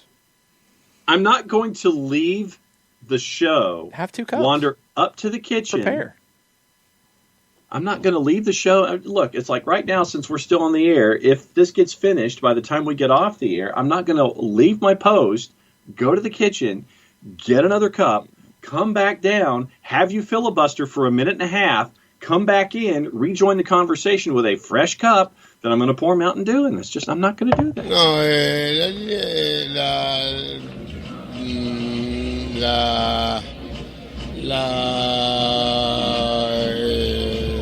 That was what I heard. Okay. Just bring a second cup down next time. I can't believe you haven't got to the Mountain Dew, and Byrne makes a good point. John is in rare form. Clearly the extra hour of sleep helped. No, it didn't. Yeah, obviously. No. When a 15-year-old Pekingese decides he wants to get up at 5 minutes to 4, that would do it. And that's how Trooper is these days. I mean, his clock is flipped. He's sundowns. He still gets confused a lot. Has old, and he wants to go outside a lot. So yeah, when he wants to get up at 5 minutes till 4, which used to be 5 minutes till 5 until coming into this weekend, then we kind of sit there and it's like, okay, we know that you're not going to be silenced until you get the opportunity to go outside in 35-degree weather, and then you get your thing done. And then he wants to go back out 2 more times in the following hour, and the boss will go out and make sure that he's okay about it. And then he collapses just in time for the both of us to go to work. So there you go. Scores are coming in. Okay. Mizzano with a 5 out of 10. Okay. Katie Weaver, the East German judge, 4. No surprise there. I mean, we knew that was coming. Ryan Patrick Lee, 7.5. J-Dub, 7 out of 10. A little quick, and the .com took too long. But there's always tomorrow. I'm waiting for the moment so it goes in concert with the beat. And if I do it too quickly, I have to wait to the end of the stanza before I can say the .com. Byrne gives you a 9 to cancel out the East German 4. I understand that. 1 Chris Berry, a 7. Still missed the downbeat. Yeah, that's what I said. I agree. I missed the downbeat. That's when you read it too quickly. That's what happens. Steve gives you a 9, but I'm in a weird space today, so. Well, there you go. Okay. And Mataflo says now he's doing Hamlet soliloquies down here. That could have been me. I've been soliloquying at times today, and it happens. I don't know. I call it riffing. I think that's when you sit there and you have something to say, that's just you're going to go until the point's done. And if it takes a little while, it takes a little while. I went 7 minutes the other day. Abby said the extra hour has screwed with all timing, and that is absolutely true. Absolutely true. All right. Katie says I award John Gallagher the 2020 Brooks Lennon Bionic Legs Trophy. By the way. Yeah, I think we're going to have it when the season is over. We will have soccer down here superlatives. Yes. So think about your high school yearbook superlatives, and we will have that for the season that we just had. Most likely to succeed. Yes, and I mean, sometimes you make up superlatives. I did yearbook in high school. We made some up. You have the basics, but yeah, then you just make some up just because you want to get certain people on. What was the wildest one that you ever made up? We didn't make up any crazy ones, I don't think. Man, I don't even have my high school yearbook, so I couldn't even go back and look. I want to say we did something different with like the class clown, because we didn't want to call them the class clown. I don't remember what we called it, but I vaguely remember some discussion about making that different and not calling somebody a clown, but trying to celebrate that they were hilarious. So that's probably about it. I think we basically took the usual ideas, but maybe changed the titles a little bit. Okay. Abby asks, where are y'all making the call on Sunday? We will be on Star 94 because the Falcons are on 92.9, and we move over to Star 94 in that case. It's still on radio.com, still on the radio.com app. You just point to Star 94 instead. We'll get all that information out all week long. We will be in the Colony Square studios calling the game there. Let's see. Uncle, yeah, it was weird. I mean, Uncle's out on the West Coast, and it was pitch black at like 6 o'clock last night. Yeah, it was strange. Like, it's already weird for me right now because I produce our AT&T Countdown to Kickoff with Atlanta United. I produce it from home in my setup here because it's the easiest way to do it rather than trying to take it to the stadium and then set everything up. It's just, we tried it. It was really, really difficult. So I produce it here. So we do that, and then I go to the stadium. So by the time I get there, first off, like it's funny because I get put into the regular parking at the Home Depot backyard, which is great. It's easier to get out at the end because everybody's already gone. But also, I got a Home Depot gift bag yesterday, which was cool. I got some extra candy. Abby already gave us a ton of candy that she left at the stadium for us on Friday. That was strong. That was very cool. Miller Pope got some Reese's. He was very excited because Abby gave me like 11 billion Reese's. So I had to hook the engineer up with some. So Miller got some. I've got a $100,000 bar that I'll have to give and review here and eat and sample for you guys and give you a review because I don't remember ever having one. I'm sure I did at some point when I was a kid, but I do not remember what it tasted like. So I'll have that later. We'll talk about it tomorrow. I've got Reese's for a long time. Thank you, Abby. That was very cool. But I got more candy from Home Depot. But when I left to go to the game, which usually I'm getting there so early anyway that I never run into this, but yesterday, like, you have to turn my headlights on as I'm driving to the stadium to get there, and I'm like, this is so strange. Like, everything is out of whack. Very weird. Changing of the clock needs to stop, Abby yells with lots of exclamation marks. Yes, stop. Chiefs coach Steve in all caps, but our agrarian economy. Rah! Yes, also true. Let's see. So what else do you want to talk about? You want to talk about what's written in blue over your left shoulder, the MLS playoff picture, or the other thing that's written in red about Champions League? Because there is some news that's come out from Ajax. Let me finish on Twitch Pitch and get caught up because I'm somewhat close, and that's rare on an Overreaction Monday. Go, then we'll go through the playoff picture as we know currently, and then we'll do a little bit of Champions League stuff. We'll have a lot more on Champions League on soccer over there tonight at 7 o'clock. Colonel talking about possession. The Swans got 6 points last week with less than 50% of possession in either match. It can be done. For some teams, it's the way to play. For others, you want possession. There's not a right and a wrong answer here. It's all dependent on the team and the way that they play and the players they have and who they are playing as well. GS9391, do you think the MLS would benefit from having a relegation and promotion between leagues? We've talked about this in Soccer Down Here land a lot over the years.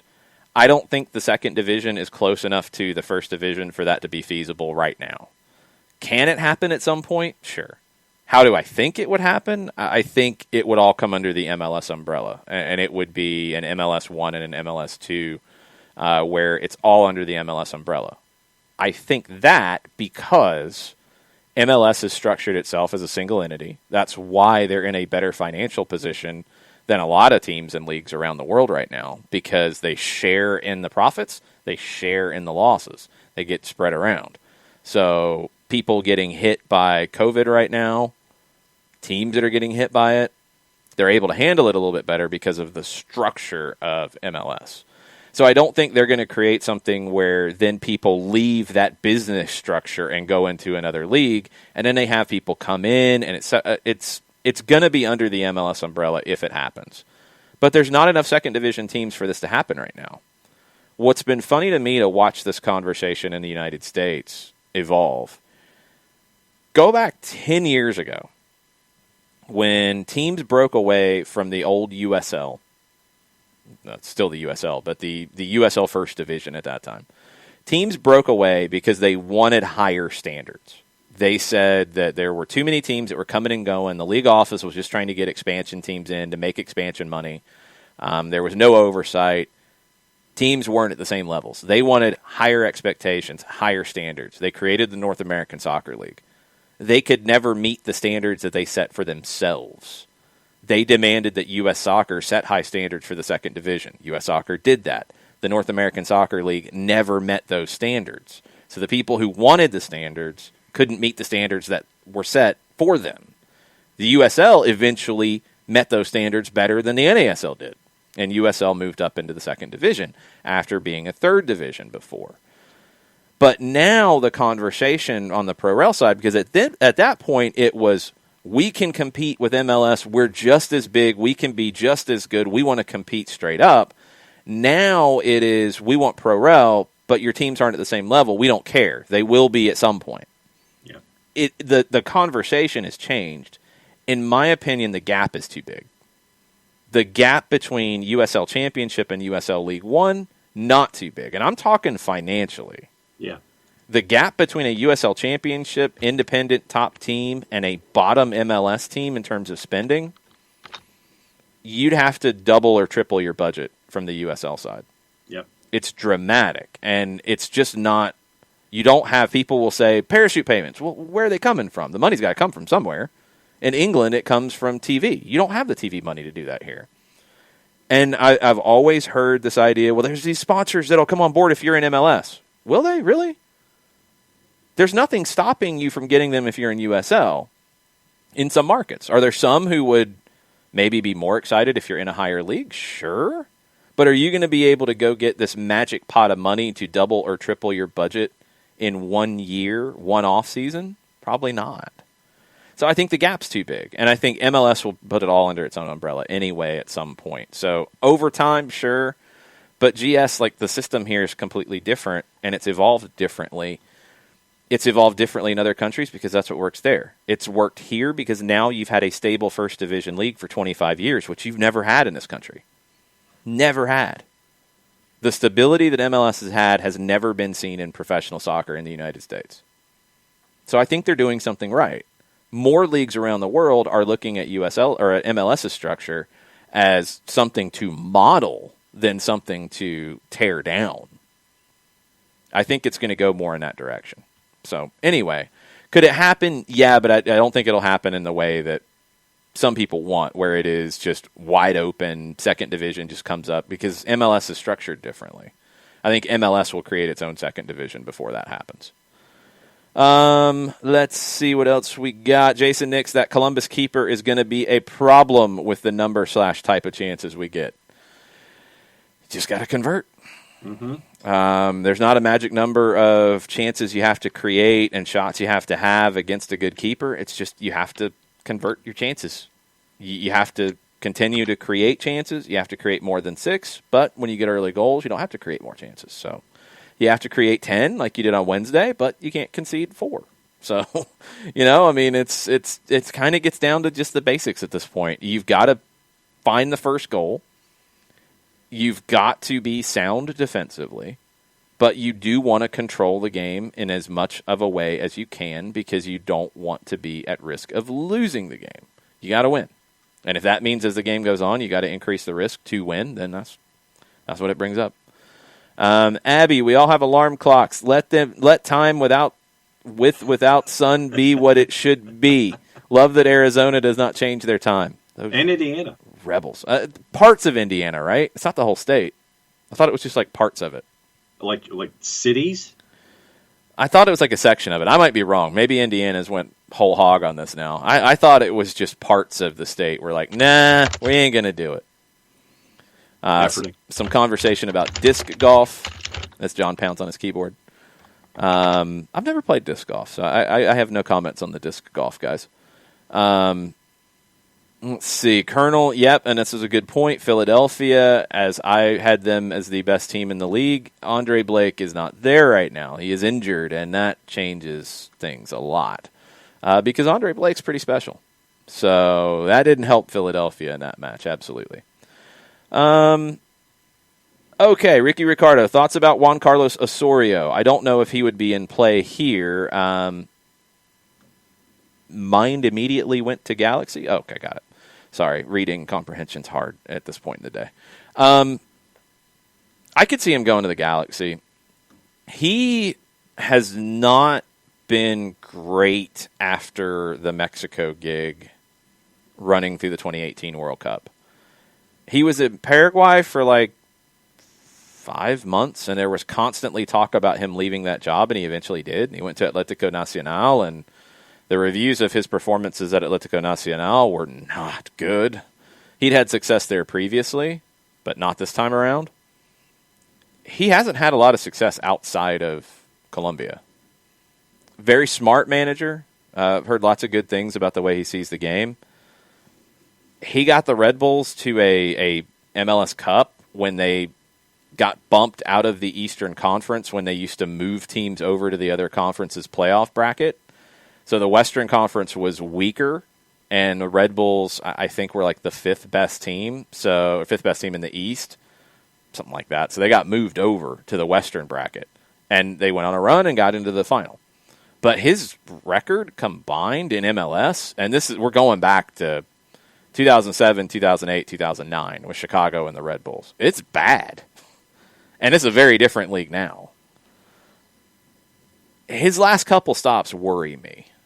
That would be the only thing. Is he worth the conversation? Yes, because he's a respected manager. Is he a top person right now? No, I don't think he is. I think there's other options who are better. But would you want to have a chat? Sure.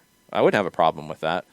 I could see the Galaxy going for him because he's a little bit of a bigger name. I don't think he solves the problems for the Galaxy either. I honestly think the Galaxy might be best going to somebody who understands the Galaxy. Somebody like Robbie Keane. If you have the right staff around him, and that would be my number one question, is who are you bringing in to be in your staff?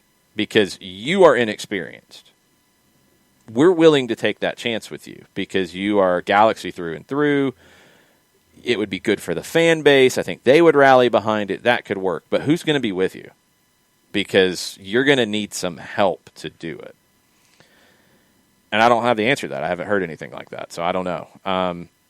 Aguirre makes sense for the Galaxy as well. A veteran who has been in big places, big picture stuff, big figures in teams. Aguirre would be fine. I don't know if Osorio gets that one either over those guys. He might be the odd man looking out in a couple of spots here in MLS, but he's worth a conversation. But I have questions after what happened with Mexico. I mean, in the Mexico time was okay. He did well. I think he did what was expected. I don't think he was bad, but did he light the CONCACAF on fire? No. He lost to Jamaica in a Gold Cup semifinal in 2017. He got Mexico to where they always get in the World Cup. He got out of the group. Then he lost in the round of 16. So, and after that, he's followed it up with a couple months in Paraguay and a few months at Atlético Nacional and didn't get good results. So, I don't know. I just don't think he comes in as the number one option. But we'll see. Let's see. As we try to get caught up on the Twitch pitch, I'm trying. Uncle No Pockets loved Jurgen Damm taking his crosses from inside the box last night, so cutting inside but still putting in a cross. He was mixing up his service. I mean, the service on the goal was great, it wasn't just get to the end line and put in a cross. It wasn't just stay wide. He's starting to come inside more. He's just looking more comfortable. I mean, as he said, he's not anywhere near 100%. He can't go 90 minutes right now. If he can give you 60 good minutes and put defenses on their heels in that, he can be really effective for you. And I do think that he can be dangerous against Columbus's outside backs who love to get forward. If you're able to pick out the time to go over the top and play Jurgen Damm in, he can absolutely hurt you on the break like that.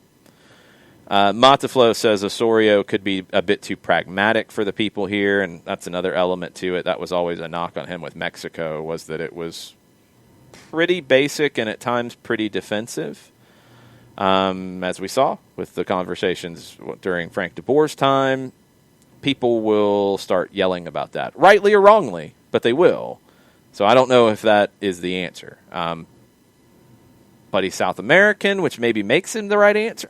Look, and I don't know. He's not Argentine, so I don't know if that's the wrong answer. Like, I just want a good manager. And I'm not sure after his time with Mexico if he's the right manager for the job. We'll find out.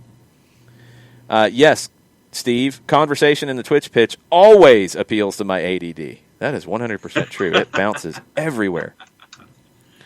Burned, possession teams need to have higher technical quality than their opponents. Having a possession style that works is oftentimes the result of dominant team building, Ajax, Barcelona, etc. Not just the idea of a coach or a stated philosophy. 100% correct. Atlanta generally has technical players who can play in that style. That has been one of the things they've constantly looked for. They're going to go technique, technical ability over size, speed, strength. They have done that pretty consistently. Speed is a component of what they look for, but they're not going to bring in a non-technical, just fast guy. They want players who are versatile. They want players who are good on the ball. So they can play a possession style. If you come in and you try to play a possession style, but you don't have the players to do it, you're going to have problems. If you come in and you try to play a pressing style and you don't have the players to do it, you're going to have problems. Like that's all there. You have to. And this is where the idea that, you're going to hire a manager who does this. The manager has to do the best he can do with the players that he has. Full stop. And you have the idea of how you want to play, and the manager's going to have the idea of how they want to play, but you have to be ready to adapt if your players can't do it, won't do it, doesn't fit, what have you. Just like last year, Frank de Boer adapted. The team played a little bit differently in the second half. They got more open, which was uncomfortable for him, but they played well in that way, and they got to the Eastern Conference Final.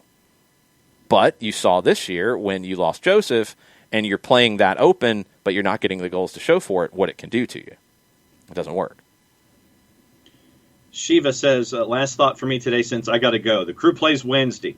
They'll be more focused on that game than ours. Let's take advantage of the extra rest and go win this game with 3 fist pump emojis following. Yeah, we talked about it on Southern Fried Soccer. If the crew win that, they're pretty much locked into the 3 spot. And there's not a lot to play for. Now, they're going to have the international break to rest, so it's not like you're going to be resting people. But the motivation will be different. If they draw that and then the motivation is strong to finish third, okay, could be a different situation on Sunday. But they could also come in on Sunday a little beat up because you've just started to get healthy and you got to play midweek. So that's going to be interesting to see how that goes. There will be a lot of people watching, me included. From the Indianapolis Star, beginning on April 2nd, 2006, Indiana became the 48th state to observe daylight saving time statewide. Ah. They now set their clocks back an hour in the fall to Eastern Standard Time. They had 1 hour in the spring to Eastern Daylight Time. 6 counties in the northwest corner and 6 counties in the southwestern portion of the state are on Central Time. Those counties switch between Central Standard and Central Daylight Time. Okay, so I wasn't crazy.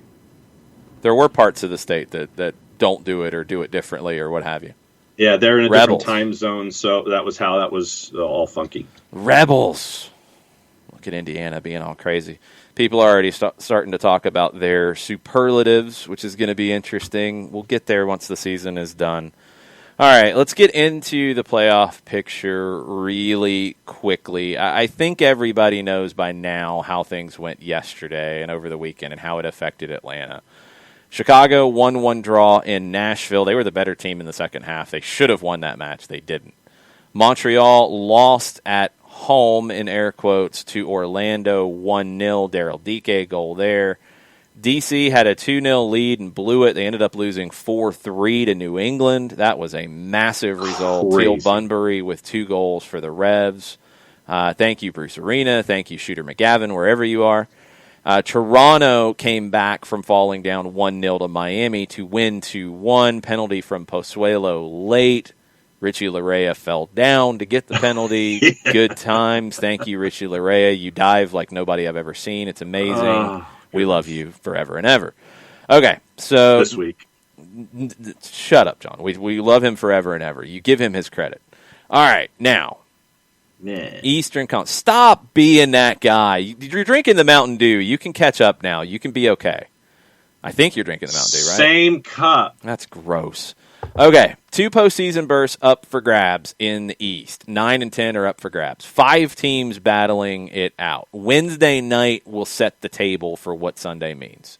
Chicago, D.C., Miami, Montreal, Atlanta, all battling this out. So, let's see if the lowdown makes sense at MLSsoccer.com from Tristan Demores. So Montreal right now is in 9th, 1.05 points per game. They play at DC on decision day. They have 23 points. But remember, points per game is what we're talking about.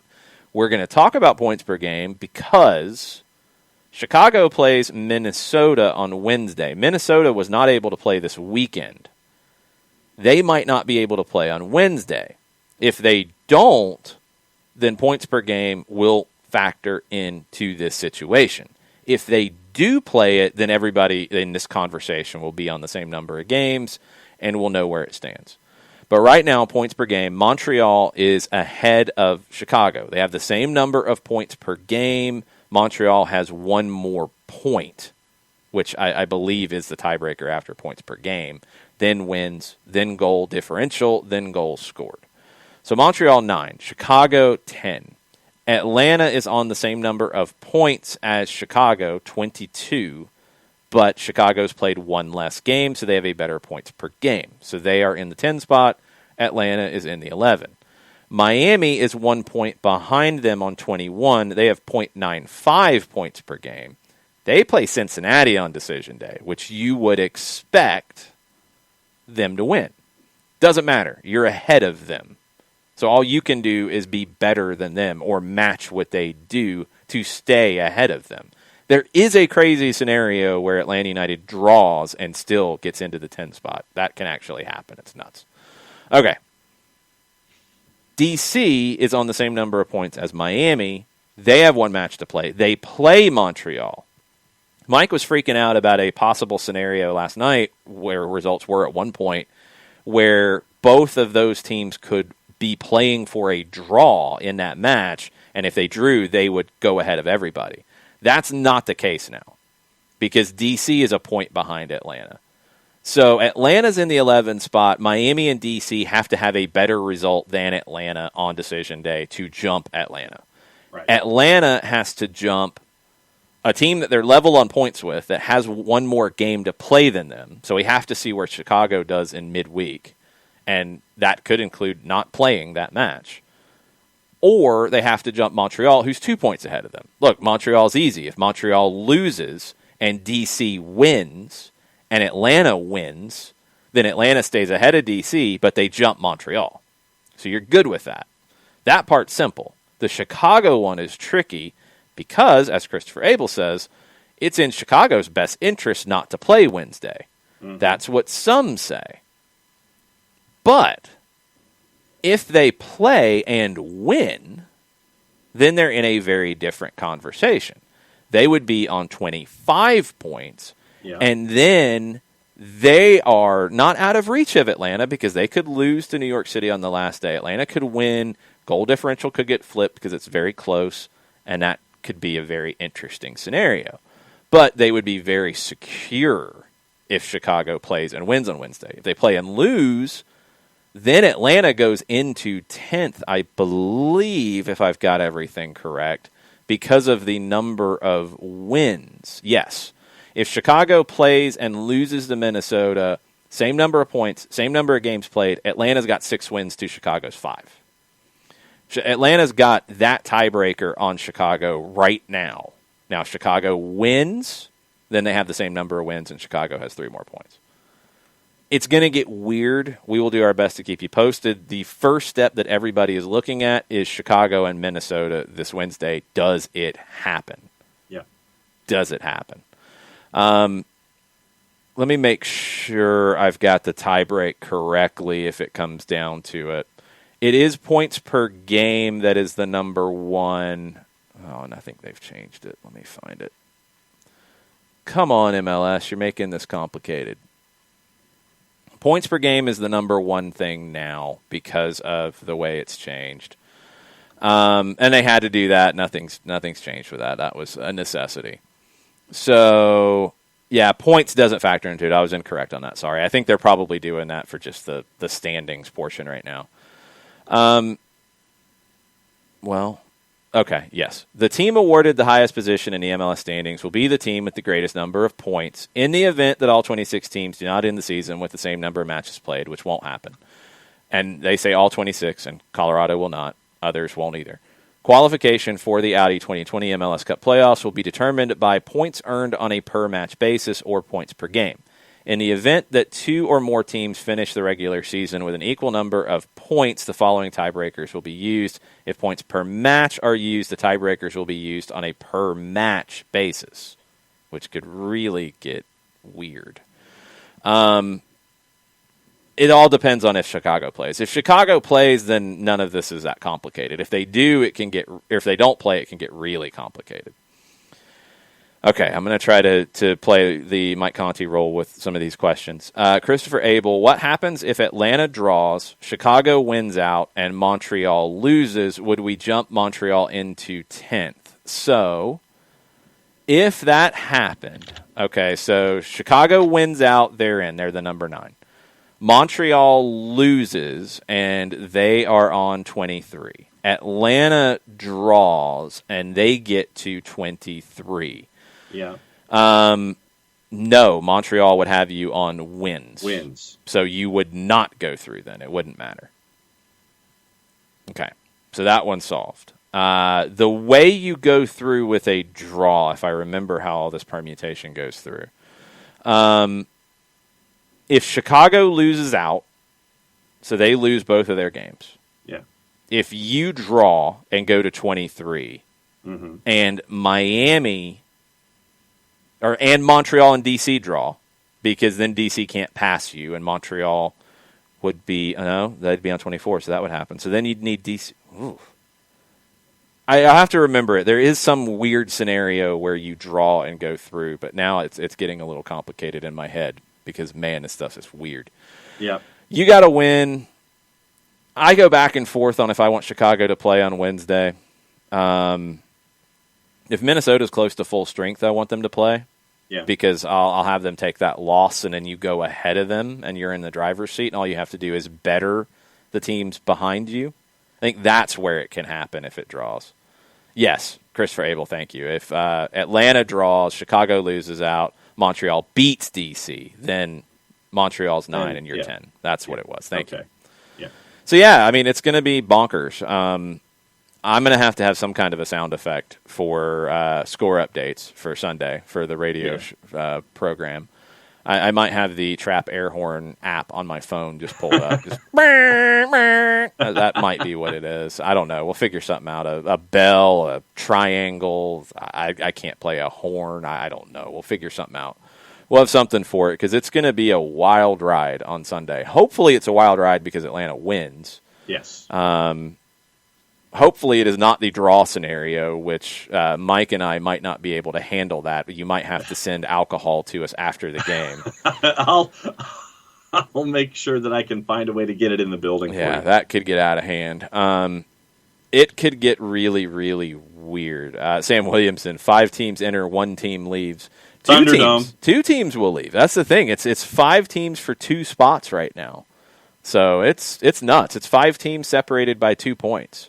Goal differential out of those 5, Atlanta is second overall in that behind Chicago, but Chicago's played one less game. Again, if Chicago loses, let's say they lose 2-0, then Atlanta's got the goal differential heads up on everybody as well, which could help you. That's another reason why you had to be smart about last night. You couldn't risk anything to have things get weird. Even one goal could make the difference. Yep. Your goal differential has been good this season. You've got to maintain that. You've given up less goals than all of the teams in this conversation.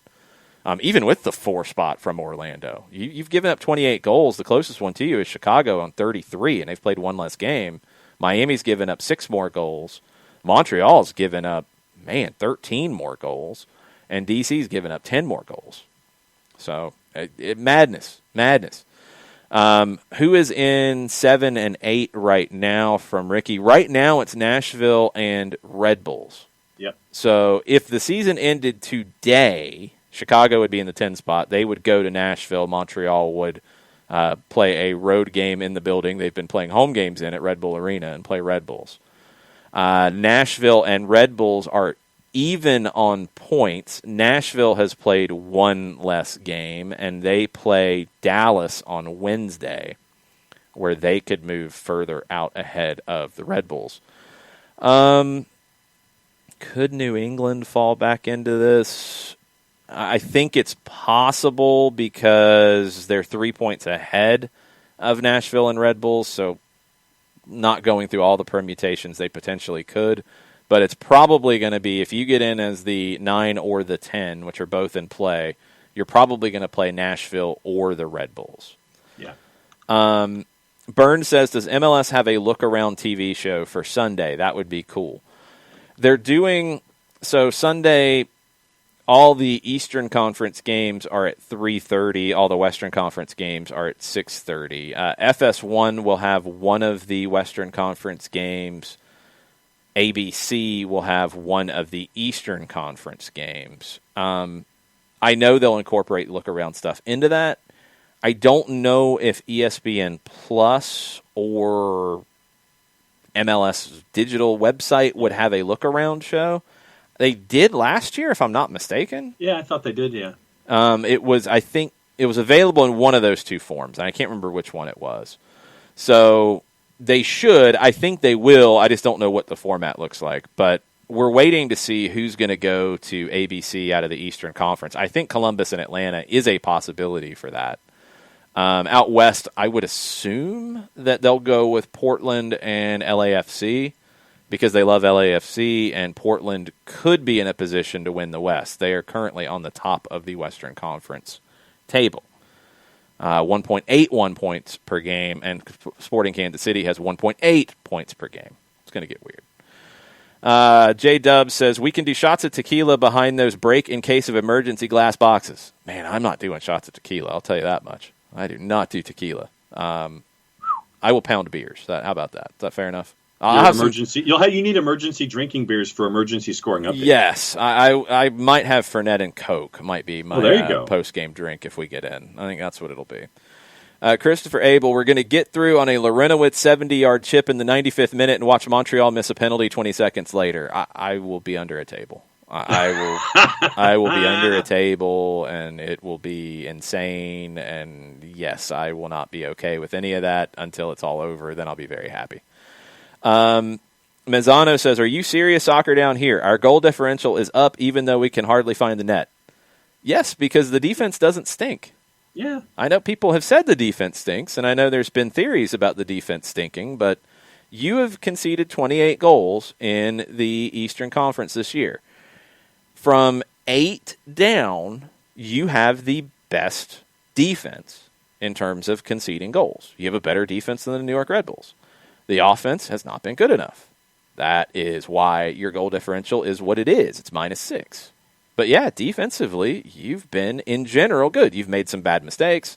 You've given up some bad goals, 100%. But because you're not scoring goals, the defense almost has to be perfect, and they're not. But they're better than Chicago, Miami, DC, Cincinnati, Montreal, and the Red Bulls. So you take that. What he said. Chiefs coach Steve, I can't tell you how much I'm enjoying this year's MLS Decision Day playoff relegation battle.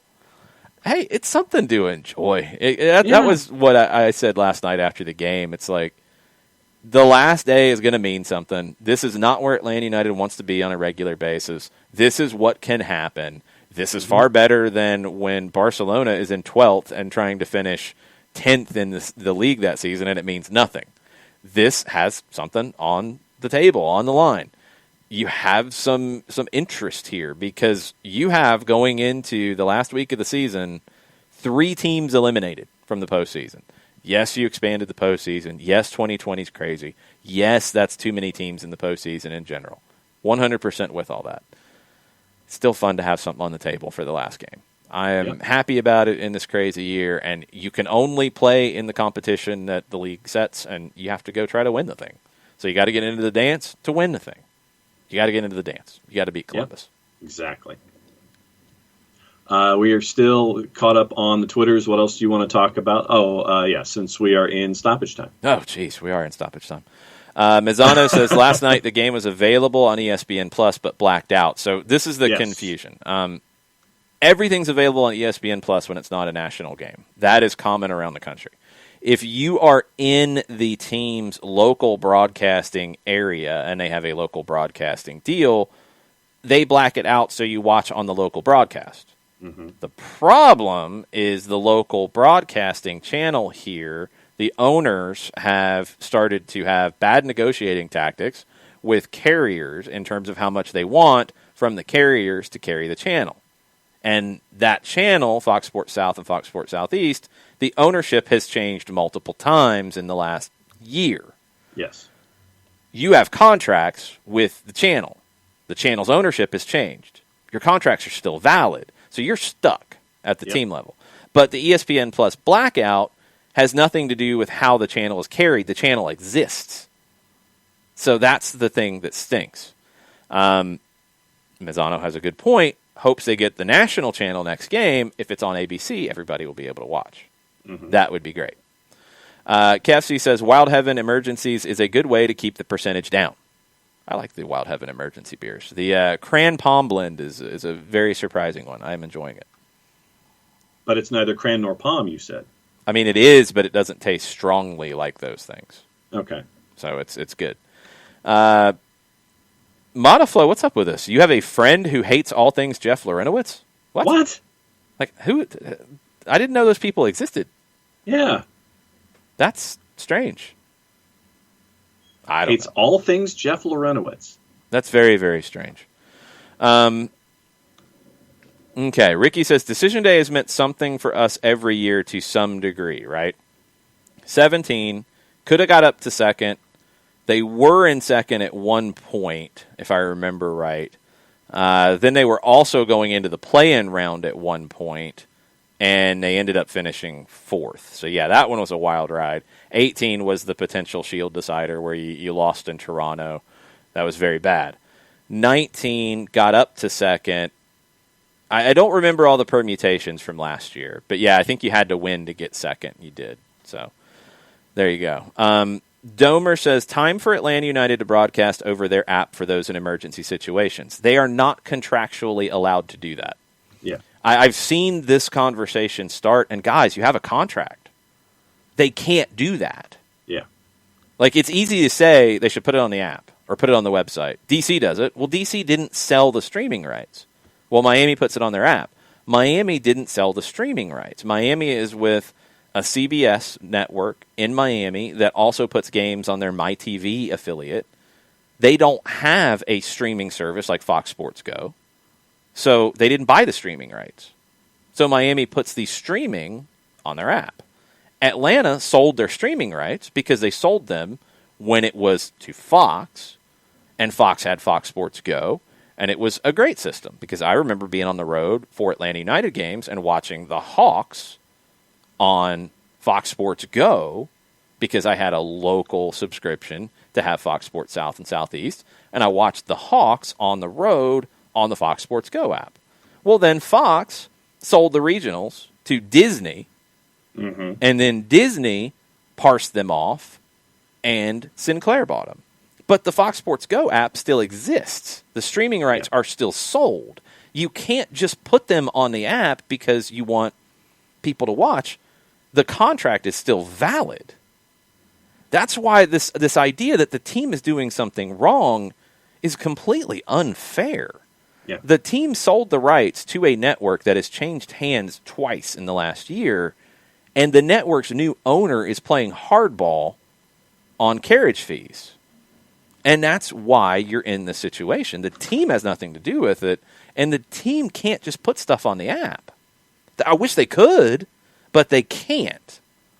Jason Nick says, is Miami able to do this because of no local partner? No local streaming partner. Right. That's the key. The rights have been sold, so you can't just do it. And when that comes up, there has to be that context. It is unfair to put that out there and criticize the team without the full context. I would assume, and I don't have any knowledge of this, but I would assume that all the teams in the situation, Atlanta, Minnesota, Kansas City, I want to say Columbus maybe? Yeah, FS Ohio. Yeah. I think those are the four that are in the situation. I would assume they have looked at every possibility to, is their contract still valid? Can they get out of their contract? Can they figure out a way to get the streaming rights at least out of the contract? Are they going to have to pay to do that? Is there a way that the contract has been breached? You're stuck, and there's nothing the teams did wrong to be in this situation. Yeah. That's what's frustrating about it. We're not going 3 hours. Don't even get your hopes up. No.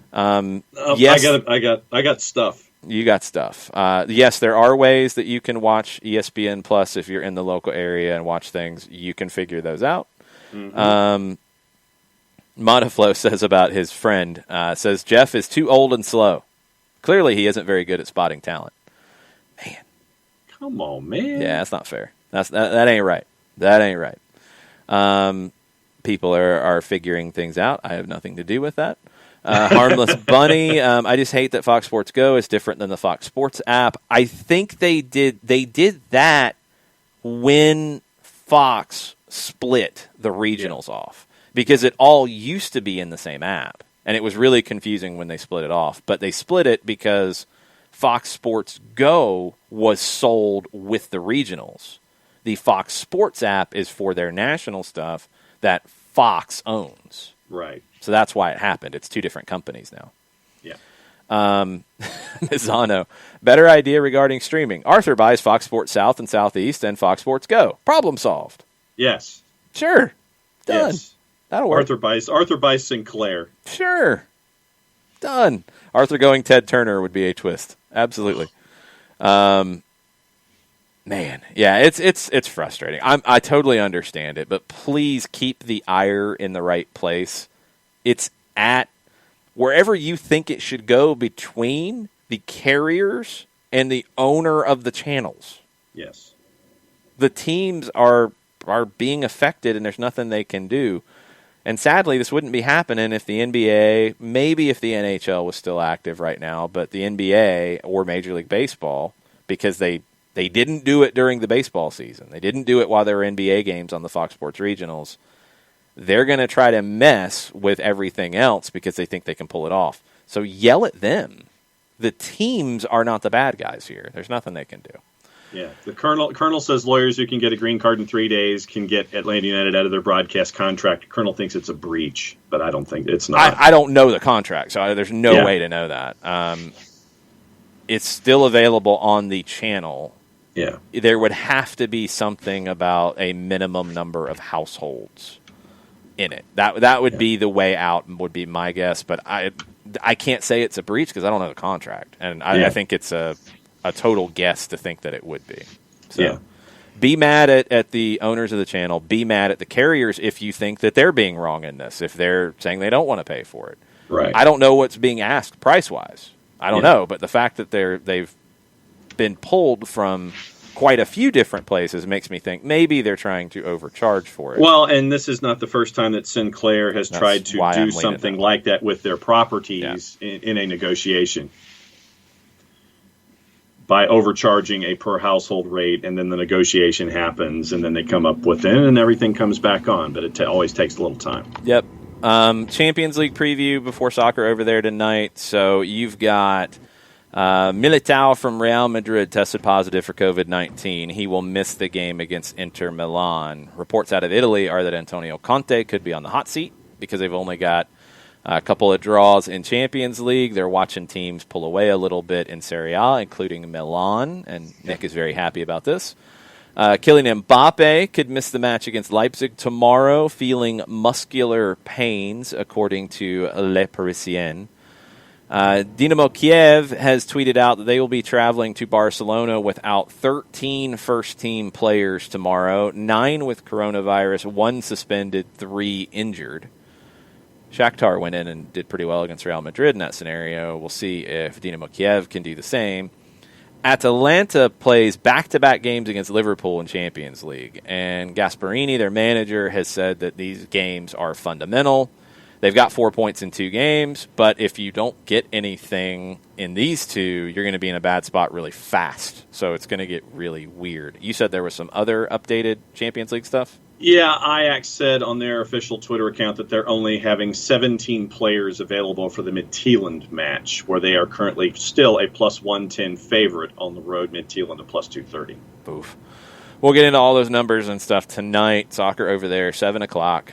We will talk about other things from the weekend. Zlatan keeps scoring goals. It's craziness.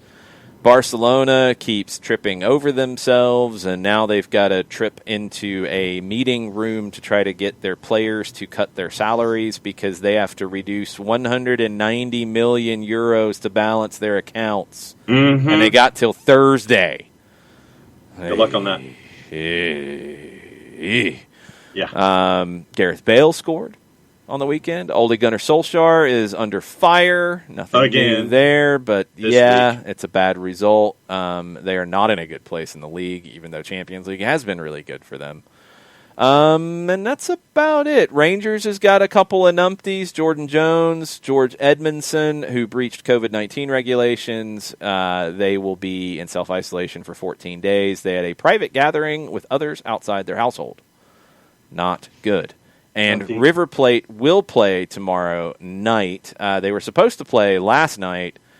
The Argentine Federation didn't get around to checking out their venue, the River Camp, because their stadium is being renovated. They're taking the running track out at El Monumental. They've played their Libertadores games at Independiente. They were going to play their Copa Liga Profesional games at their training facility. Basically, it looked like Orlando did for MLS. And the Federation didn't say anything until Saturday, the day before the game, at 1 o'clock, and said, you can't play there, and you got 7 hours to tell us where you're going to play. And River's like, you crazy? Yeah, you're crazy. Then River comes out yesterday and says, okay, we're going to play at Independiente, which is where they've played their Libertadores games, which is what they should have done anyway. Crazy, silly, goofy posturing and stuff. Okay. We're not going 1 more hour. You guys stop it. No, I got stuff. John's got stuff, see? Yes. And then we've got all kinds of Euro stuff coming up in the international break. We'll talk about that next week. It'll be Champions League. It'll be the leagues. It'll be what's going on in South America. All tonight, soccer over there, 7 o'clock. Thanks for hanging out. Thanks for an overreaction Monday. Thanks for letting me pontificate a little bit and vent about negativity. Don't be negative. We got enough negativity right now, man. Yeah. Especially in everything going on outside of our soccer universe. Don't embrace negativity in something like soccer. Embrace the fun of it. Have some fun with it. Let this be that escape. Por favor. We'll see what happens, but we'll be talking more about the soccer world tonight. So thanks for hanging out. Mucha plata, y'all. Mucha plata, y'all.